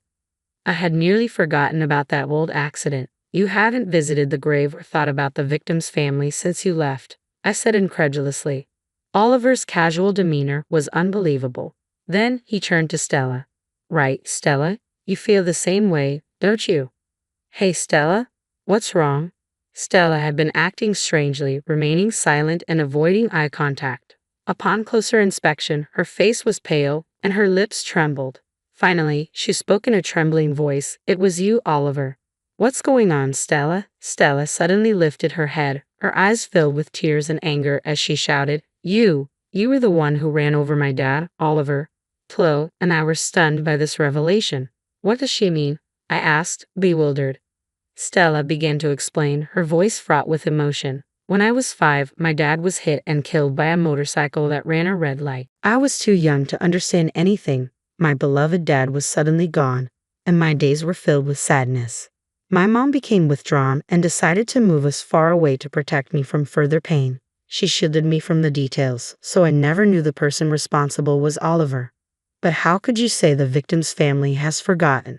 I've never forgotten a single day. I can never forgive the person who took my dad away. Stella's voice quivered with pain and bitterness.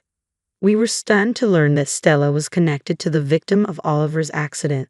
Oliver appeared more panicked than ever. But the last names are different, right? The person I hit was a Jones. Stella's last name is Williams. It must be a case of mistaken identity. Oliver stammered nervously. My mom remarried after my dad passed away, which is why my last name changed to Williams. Before that, it was Jones. My dad's name was Luke Jones, Stella explained calmly. As soon as the words left her mouth, Oliver went pale. He seemed utterly shaken, his eyes darting around, sweat beading on his forehead. Meanwhile, Stella's voice dripped with contempt. To dismiss the suffering of the victim's family and laugh it off. Disgusting. That's the kind of person you are, Oliver. You never intended to take responsibility. Don't you dare mock me. Stella's eyes blazed with anger, her gaze unwavering. Baby Hazel, cradled in her arms, began to cry, but Stella paid her no attention. In the tense silence that followed, only the baby's cries filled the room. Oliver appeared to have lost his ability to speak, looking empty and defeated. Breaking the silence, I interjected, So, that's the situation. Now, regarding the future, Stella, about continuing to live with Oliver in this house. Are you kidding me? I could never live with a man like him. Stella cut in, her expression one of pure disdain. It was hard to believe they had once been in love.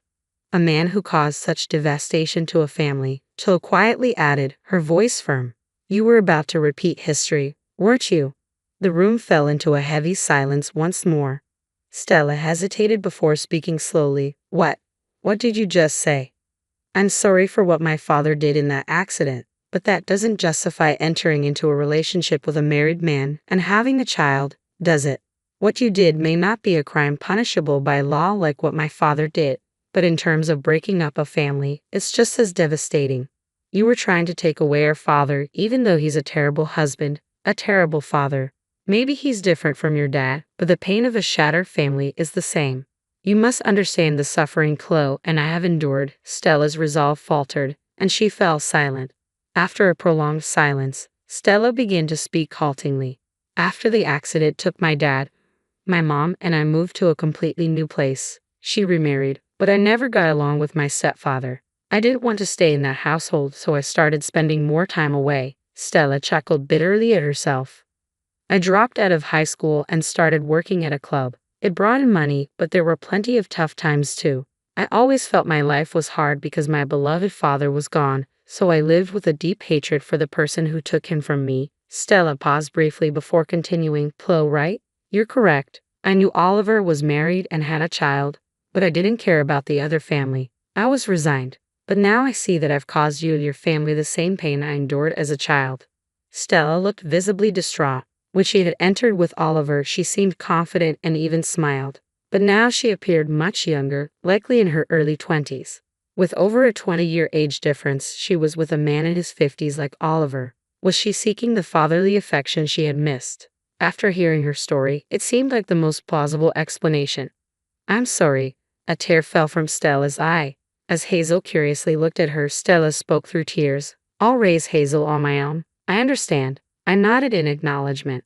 Stella is still young. I hope she reflects on this and starts anew, steering clear of paths that lead her astray and avoiding men like Oliver, I remarked. With that resolved, it was Oliver's turn. So, your fate is decided. You'll be working at the day labor facility, I stated firmly. Oliver, who had been silent until then, quickly objected. No, hold on. I can't handle such a tough job. Give me something easier. I need a light job with regular hours, like 9 to 5, Oliver pleaded. What are you talking about? There's no such place. Considering you already have a criminal record, you should consider yourself fortunate to have any opportunity at all, I replied firmly. That's it, Oliver let out a pathetic sound. Stella and Chilo looked at him with complete disdain. We've caused you a lot of trouble, Stella said as she stood up. Chilo wore a complex expression, but I met Stella's eyes and nodded. Holding Hazel tightly, Stella left. Once Stella was out of sight, Chilo murmured, Mom, are you sure? Shouldn't we have been tougher on her? It's okay now. I believe those tears were genuine. I was raised by a single parent too. I can somewhat understand Stella's feelings. She seemed to regret getting involved with a married man like Oliver, and I hope she will live honestly and focus on raising her child from now on. That's my sincere wish. Well, Oliver didn't move an inch when I looked at him. He seemed completely drained, perhaps terrified of what the future holds for him, and rightfully so. Oliver now has to atone for his actions over a long period. A few days later, I handed Oliver over to the director of the Day Labor Center, a friend of my father. Please be careful. This man has developed a habit of taking things lightly, so he might slack off or attempt to escape, causing you trouble. No worries. We're used to handling such individuals. The director laughed heartily. The place was filled with ex-convicts similar to Oliver. Families had given up on these hopeless cases. Attempts to escape were not uncommon among this group. However, most of the facility staff had experience working in security or were connected to law enforcement. Surrounded by strong individuals, escape would be difficult for the workers. There seems to be a hierarchy within the facility, with newcomers at the bottom getting worked hard. I hope that through the physical and mental challenges there, Oliver can finally become a better person. As for me, I had already initiated divorce proceedings. Initially, my plan was to finalize the divorce after he repaid the debt in full. However, the wages he earned from labor were lower than expected, so I arranged for Oliver to borrow money from a consumer finance company affiliated with the facility. He would repay me in full and then repay the consumer finance company. This brought a significant amount of money into my hands, originally my father's. I wanted to use it in a way he would have approved of if he were still here. With that intention, I donated part of the funds to an organization supporting children who lost parents in traffic accidents. It's my hope to alleviate the suffering of those affected by such tragedies. My father would surely have done the same. As I remembered my dear father, tears welled up. Years have passed since then. I continue with my work as usual. Flo is now a university student, diligently pursuing a challenging national certification. Unlike Oliver, she has grown into a grounded and responsible person. Despite all that has happened, seeing her thrive fills me with gratitude. Reflecting on the turbulent days when Oliver was part of our lives, I now cherish the peace of ordinary days. Being able to lead a tranquil life is more precious to me than anything else. I hope this serenity continues indefinitely.